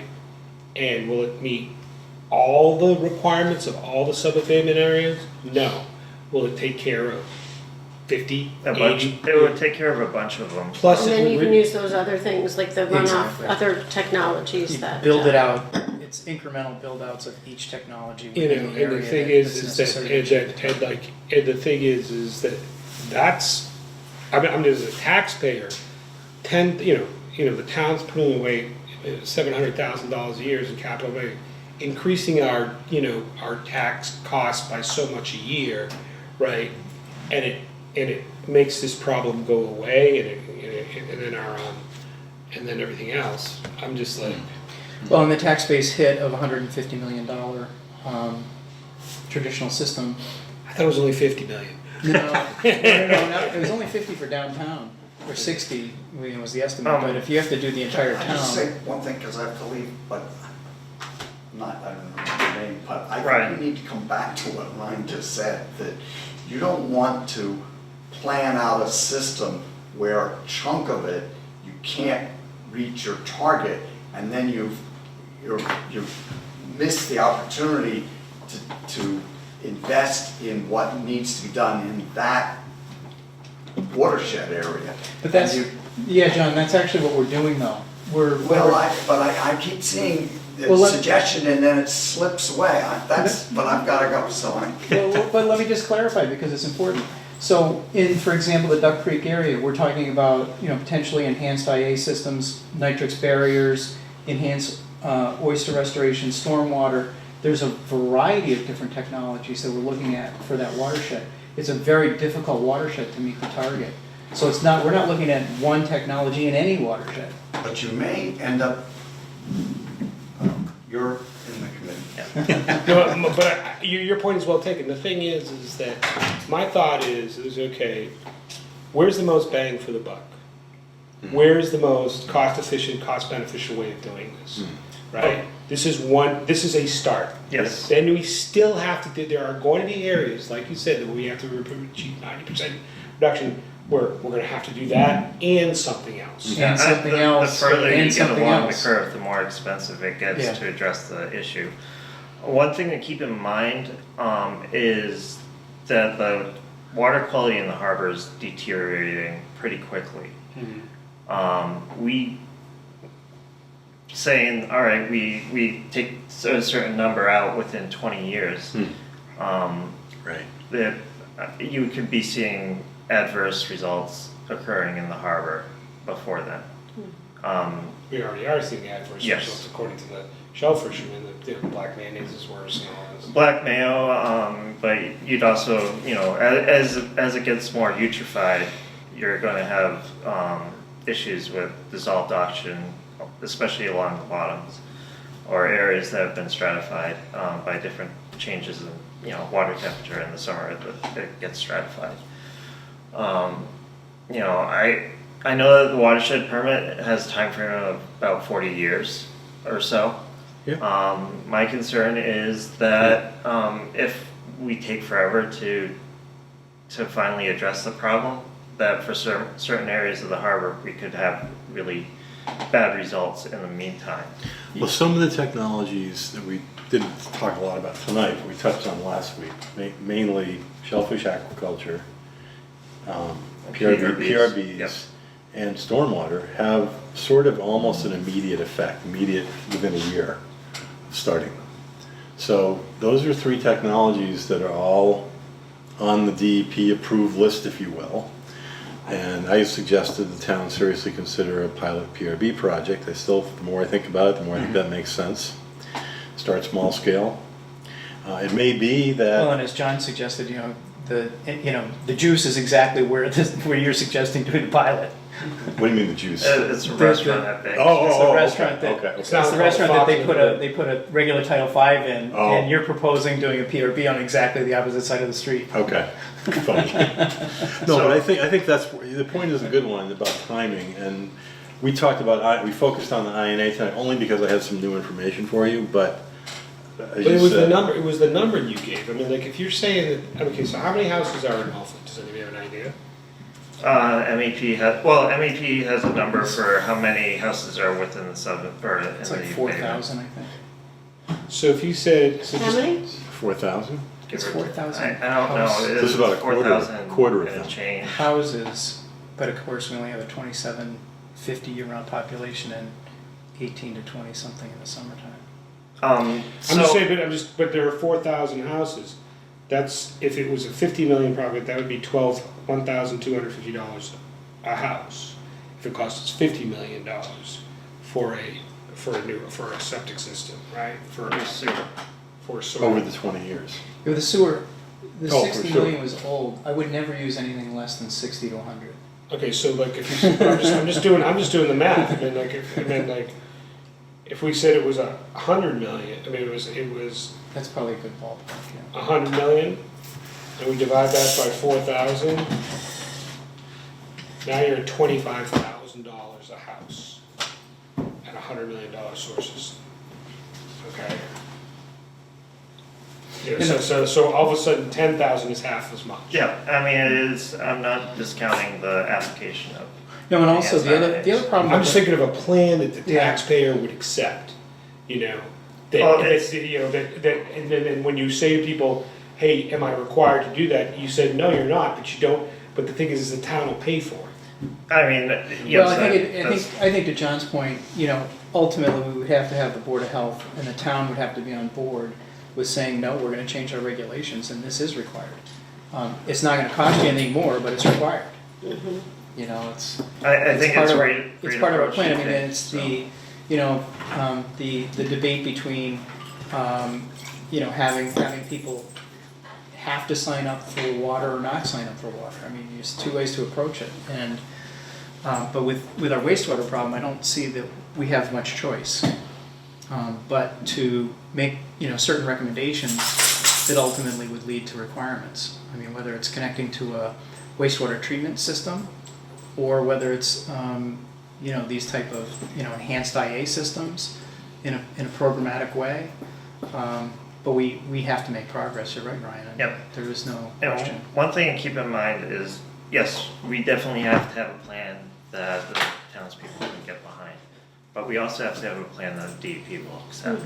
Well, that's what we're trying to do And both. We're there iterating. will be certain areas where they might not be in total agreement. You know, it's just gonna be how it is. They haven't been from the beginning. Yeah.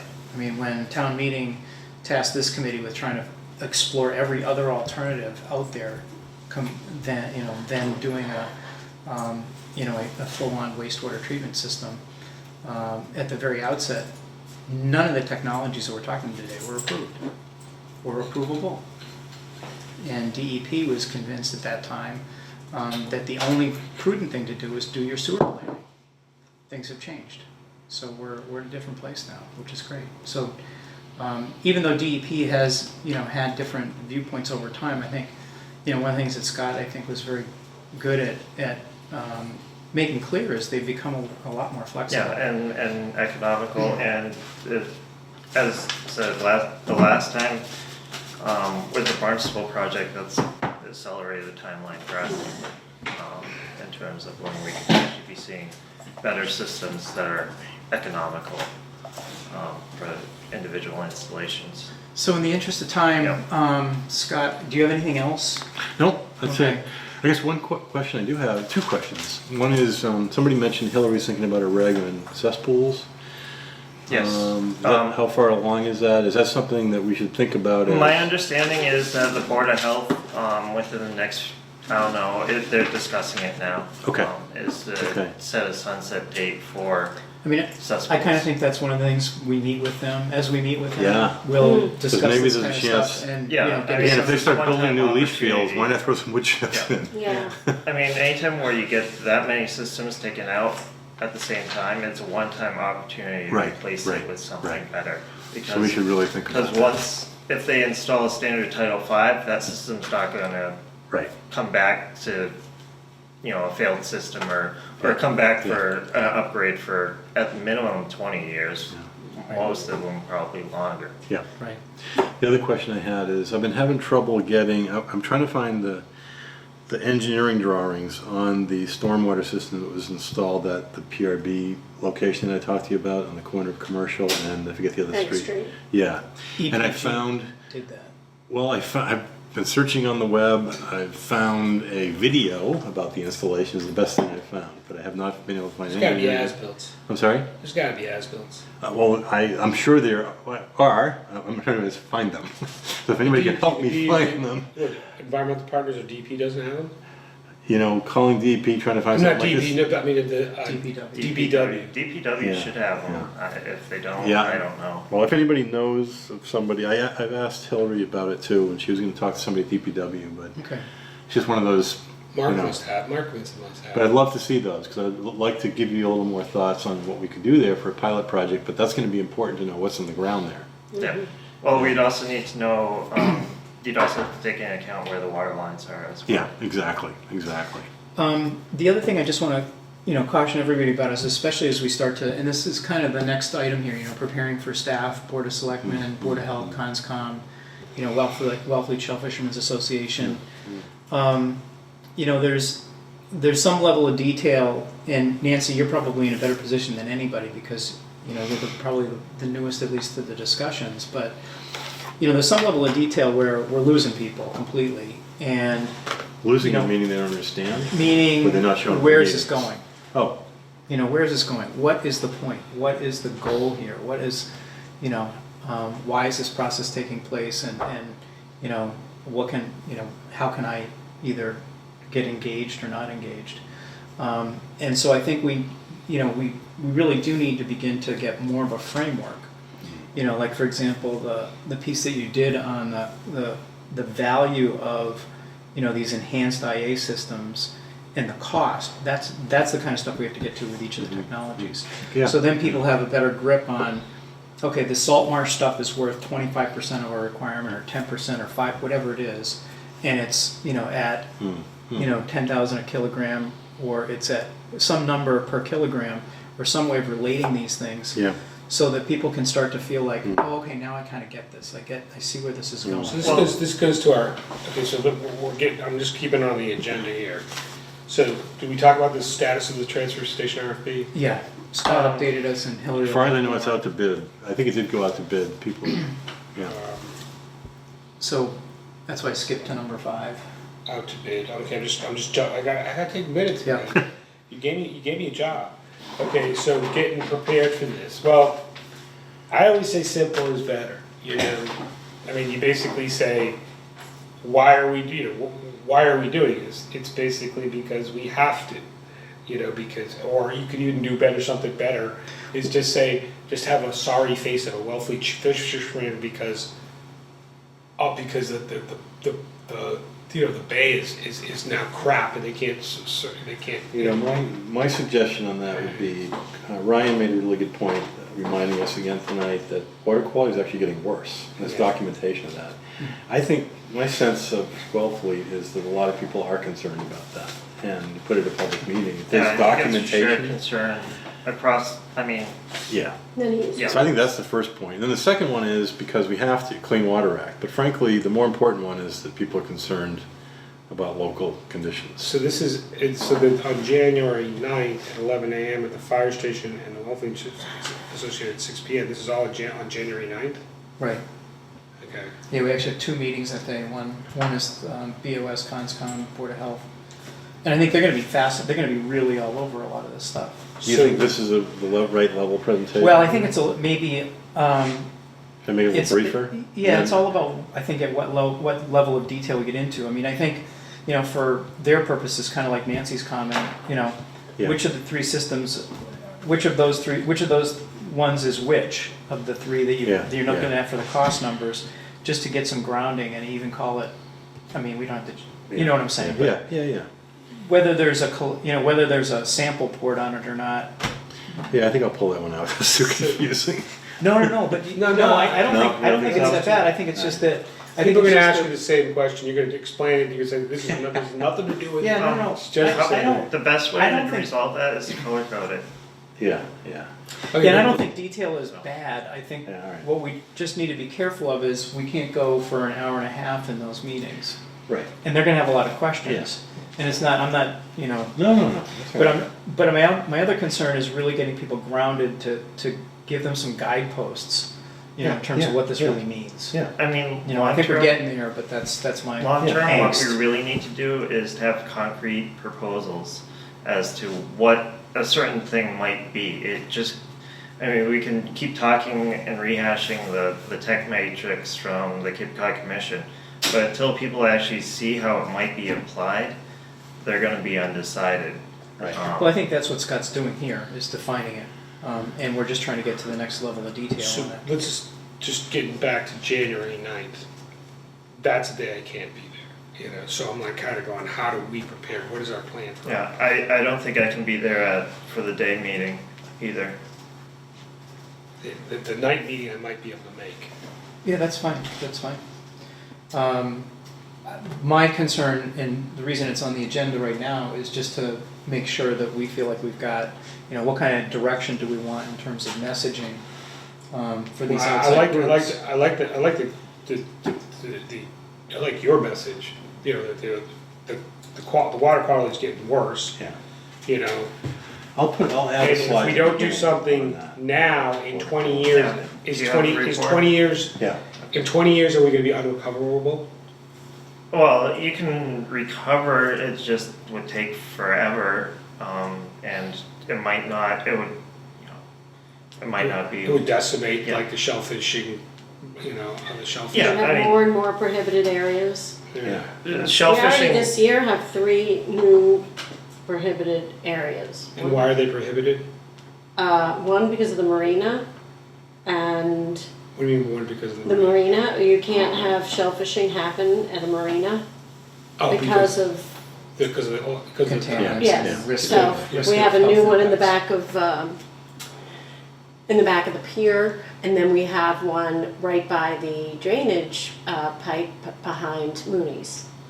It's a small little one, but Okay. No, I'm just curious, why, Yeah. were these, should have these always be prohibited, or were they just identified there? they were just identified this year because of water quality testing. Okay.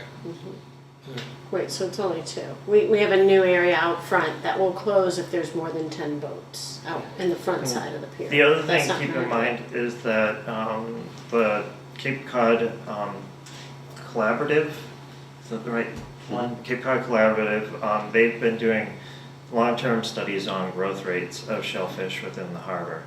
And all indications are Cape Cod that, extension. yeah, Cape Cod Yeah, extension, Barnstable yeah. County. yeah. All indications are that the growth rates are declining as well. The Oh. biggest impact is on cohogs, but oysters have had a slower growth Oh. rate as well. Interesting. And You they're, agree with that, and Nancy? But I think that this And was, why I is think that? it's because of disease. I, Like cohogs is because of neoplasia. yeah, cohogs is kind of because of neoplasia. I think for the oysters, they were linking it to dissolved oxygen.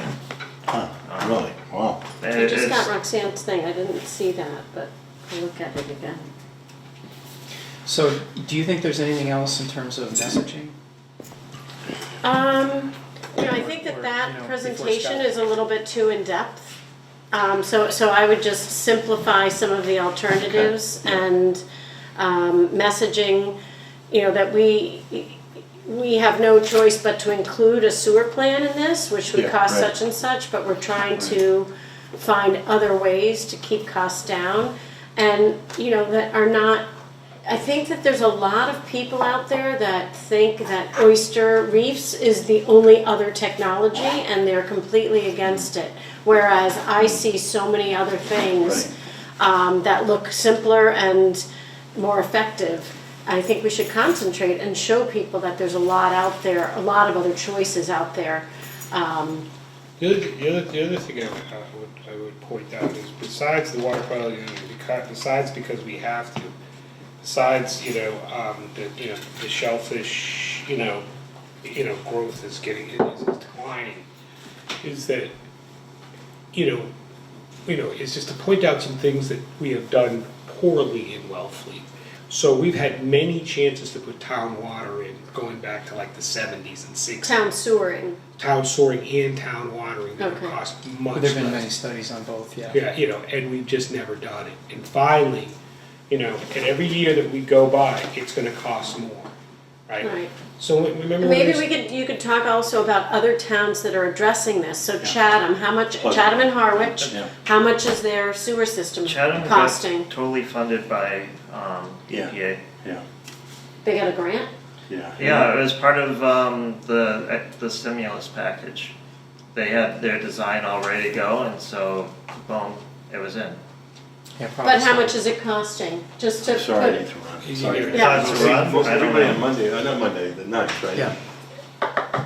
yeah. Good. So I'm just thinking about like comparing it. This is what's going on in different towns and the expenses that they are looking at incurring, and we're trying to be more creative here and look at ways to address our problems as quickly as possible. or as consistently as possible. I mean, like, think about, I just keep going back to the concept of, if you, rather than dropping anything that's gonna cost more than $40 million, if that's 4,000 homes at $10,000 a home, right, that the town would have to pick up, anything more than $40 million, right, it's a no-brainer. It costs less for the town to just simply fix everybody's septic system in town as a start, but it would be a point source, you know, I mean, with these enhanced systems, right? It's Well, yeah. Yeah, the other thing though, and And this, in parallel with that, we start to focus on all the abatement areas where we have to achieve a higher rate.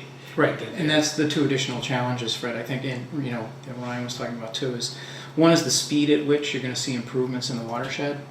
And basically, things that we do at the septic system level or at the collection level for, even if we were to put in a sewage treatment system, you know, groundwater flows are on the order of, depending on how close the houses are to the water, you know, 10 to 40 years before what's intercepted ultimately reaches the watershed. So, Well, the terms of- NEP divided the sub-abatements into less than 10 and greater than 10 areas, Greater than 10 what? years Okay. for the groundwater reach. yeah, The I mean, majority of the Yeah, let me the just- nitrogen let me just load finish, is though. within, it's not 40, or the It's- majority is under 10 years. it ranges from 10 to 40 depending on the proximity of what's intercepted to the watershed. There's That's also, what I said. Yeah, there's also ones that And are so- only a year or less away from the watershed. Yeah, I can think of a couple, but anyway, we're saying the same thing. I'm just trying to finish my thought without being interrupted.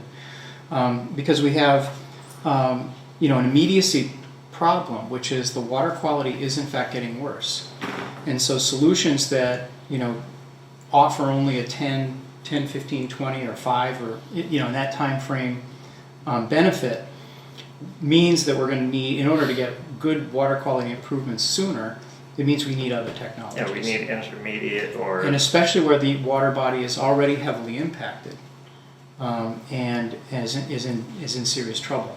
So that's all I'm trying to say, is that we also need to look at the time frames that these things are going to ultimately kick in, and again prioritizing back to the ones that are most impaired, where we need the most remediation. So, you know, there are a couple of, you know, there's, I think those 3 levels is what Fred said, and these other 2, you know, which is then people can start to realize, okay, yeah, so Well, the this biggest how it thing works. is the other part of this is that you have to develop a sense of urgency.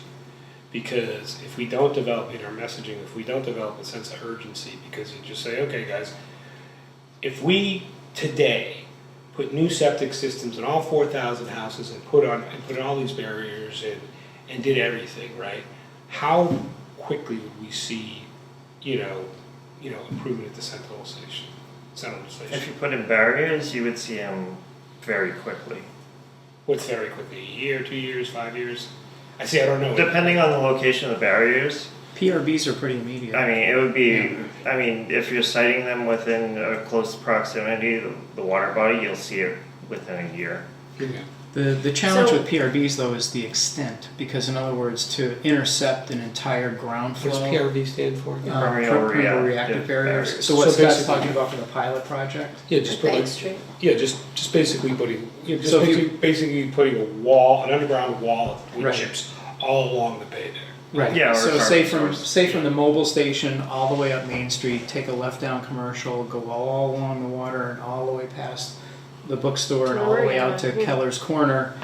you could intercept a substantial amount of underground water flow, but that's the kind of extent you'd have to have for that system. So I want to go back to messaging for a second, and you said a sense of urgency. So, you open these talks talking about the declining water quality, and that this is something that, believe it or not, even if you don't use the harbor, it affects you. So thinking about, yes, it's going to affect the shellfish industry, but declining water is going to affect anybody who wants to go, who uses and walks near the water. And then you think about tourism, right? If you have declining water quality and you have beaches that close like they do in other places around the state, and you can't go swimming, so you can't go swimming on the ocean side, now you can't go swimming on the bay side, now your ponds are going to get over, and all you do is, I work at a restaurant and I'm a waitress. But it's going to affect you because that could affect tourism. So just finding a way to say that this touches each of us that lives in this town, no matter what we do, because our town economy relies on tourism and shellfishing. And if we don't have water quality, both of those things Are threatened. are threatened. And Don't there forget maybe is a drinking. sense of, If I can't drink clean water, Well, the other thing Sense to of keep in urgency. mind is that there are people that hold the hammer, or organizations that have a hammer. right, You know, like the yes, Conservation Law yes. Foundation. And if we don't have something ready within whatever time they think is okay, they could, come down on the town with a hammer. Yeah, and there's both a carrot and a stick. Yeah. So that's the stick, and the carrot is DEP has come to the table saying, if you guys are aggressive and you have a good plan, we want to support an alternatives-based plan Right. with funding. So Yeah. okay, we have to keep on moving. yes, On this. so I think that covers 5 and 6. 5 and 6. Oh, Well, I have 6. to run. Sorry, I didn't realize it was 4:30. No problem. Thank you very Yeah. much for coming, Nancy. Yeah. We really Nancy, appreciate it. Nancy. Minutes. Well, the number 6 is which future presentation. So we've got on the 9th we have internal staff, Board of Selectmen, Board of Health, Conscom, and then in the evening Wellfleet Shellfishermen's Association. And then for future presentations, and we can table it to And another where's the time. Wellfleet Shellfishers Association? I'm not sure where we're going to be doing that, but they invited us to come speak to their board. Okay. So Scott's agreed to be able to do that. Mm-hmm. We'll have to get the location, and I think the time was 4:30, and I don't know what the location is. You have 6 o'clock on the agenda. Oh, okay. But for future presentations, we can move that to another time. But what we want to be thinking about is who else do we want to present to? So we're basically, who else? Yeah, what other meetings do we want to set up to And continue to when? increase our public communication? And these are just suggestions: Forum, Shellfish Advisory Board, Conscom, FinCom. So I don't know, one thing that would really help is if we do have a pilot plan. If we say that the PRB is that we want to test it, and to show them that there's a concrete example within the town. But I know it's not possible right yeah, here, but I think what we've got to do is have, and Scott's working toward that. I think we have to have a plan that has a series of alternatives, how much those alternatives can produce, and what the costs look like. Because the decision making within town is going to have to revolve around that kind of information. A specific pilot says we can do something, but I think with any of those alternatives we can do something. The question is whether we want to do it and why we should do it, because it's either cost effective or it has a dramatic benefit to the resource. For example, a PRB. The PRB pilot's a great idea, but convincing people that we should do that, I think, boils down to the cost and the value in terms of the impact on Duck Creek. So I think we have to make that case in terms of what can we intercept, what do the numbers look like, how much of a contribution is this to our plan. Well, I mean, I've been like, And I the think taxpayer, we I just want to say, plan. you want to. What's this going to cost me, and are we actually going to get there? And I think those are the kind of questions that people have. That, for lack of a word, that slurry whirl of wood chips, you would just go down the center of like Commercial Street. To do a PRB? Yeah. I think what Scott was talking about is locating it on the as close to the watershed as possible Mhm. and adjacent to the roadway. Yeah, it would just be on the northern side of Commercial Street probably. East, Yeah, I was Yeah, just trying, I mean, like, well, the south. I'm just trying to, Yeah, The water side. Yeah, the water side. well, the construction, just construction wise, right, if you could put it right down the middle of the street. Well, he was also suggesting The for injection that, wells. an injection, so you Those basically vegetable- drill every 10 feet, Yeah, and that gets a plume that provides the. that's that vegetable oil thing. Yep. Yeah. So, I mean, but That might be again, cheaper. it's, we need to be able to say, okay, this is what it's gonna look like per kilogram removed, here's how many kilograms it's gonna remove. And It's here's, understood. The bottom line up front is, people really don't really understand the kilograms and everything. All they care about is how much it's gonna cost and what is this gonna look, why is this, how are we gonna see improvement immediately? Visibly see or feel or touch, I mean, I mean, like, we might be able to, be able to test it and say, hey, it's getting better every day. But if they, but people want to physically see something different. And for example, if the shellfish fisherman said, what happened to all the mayonnaise? It all went away. Boom. That would be a huge plus, and it's gonna take, I think it's just gonna take time too. I mean, the other thing is, being aggressive about these alternatives we've discussed, it's gonna take time for the watershed to see the improvements. Yeah.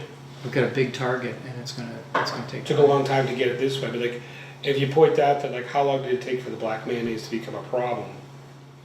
Well, a couple of years ago it wasn't a problem. Well, it's gonna take a couple of years to clean up. Well, I mean, the nitrogen concentrations have basically doubled in 10 years.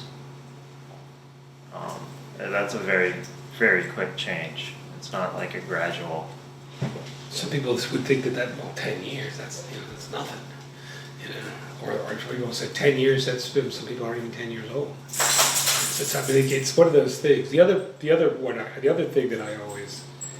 One of the things that we have discovered in my world is that if you want people to get interested and develop a sense of urgency, teach it to their kids, and their kids will come home every night and tell them to say it to them.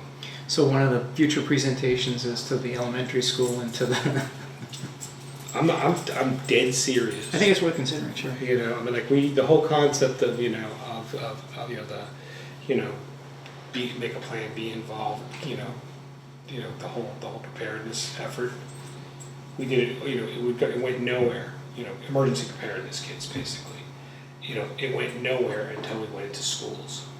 And we had, when we had kids going home and they had to develop, and part of their job was to do an emergency preparedness kit. So anyway, in the interest of time, let's Yeah. move. The minutes.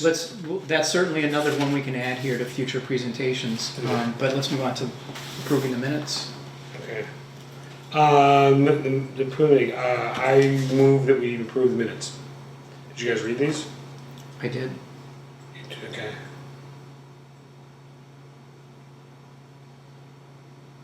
I second. All those in favor? Okay, so wait a And minute, did you move or did I move? you moved. Oh. Okay, F. Ryan seconded. Ryan, early second. Traditionally, a chair should only try to run the meeting and the members conduct the There's meeting. only three of us. Next meeting. 8, next meeting. We're doing it every month. We were here on the 3rd last month, we were here on the 3rd this month. Is that correct? Yeah, that sounds fine to me. If Okay. anybody else. What's the date, what is the date of the next? It's basically going to be us. Patrick might be able to It'd be make the it. 7th. Oh, actually, Fridays are. That Friday's not good for me either. So, oops, wrong thing. Like February the 7th, I can't do anything. And we don't have to, I know Fridays are probably better for you, Fred, right? Either Monday or Friday? And Fridays are good if we want to try to get Hillary during the day. I mean, the following week, So the Friday the 7th isn't good for you? no. the 14th, The Valentine's Day. 14th works, or What about the Friday before, which would be the 31st? That probably works too. Yep. Want to go to the 31st? Sure. Let's try to put that in and see if we can get Hillary. And tentatively, what, 2 o'clock, 3 o'clock, or later? Tide dependent, so. It's 2020. It's 2020. It's 2020, guys. Is that good for you? They should just have a tide chart in all the rooms. And That's January, what's the date again? January? 31st. Oh, that's 2019. It's 2020, right? Yeah. January 30th? 31st. 31st. Friday, January 31st.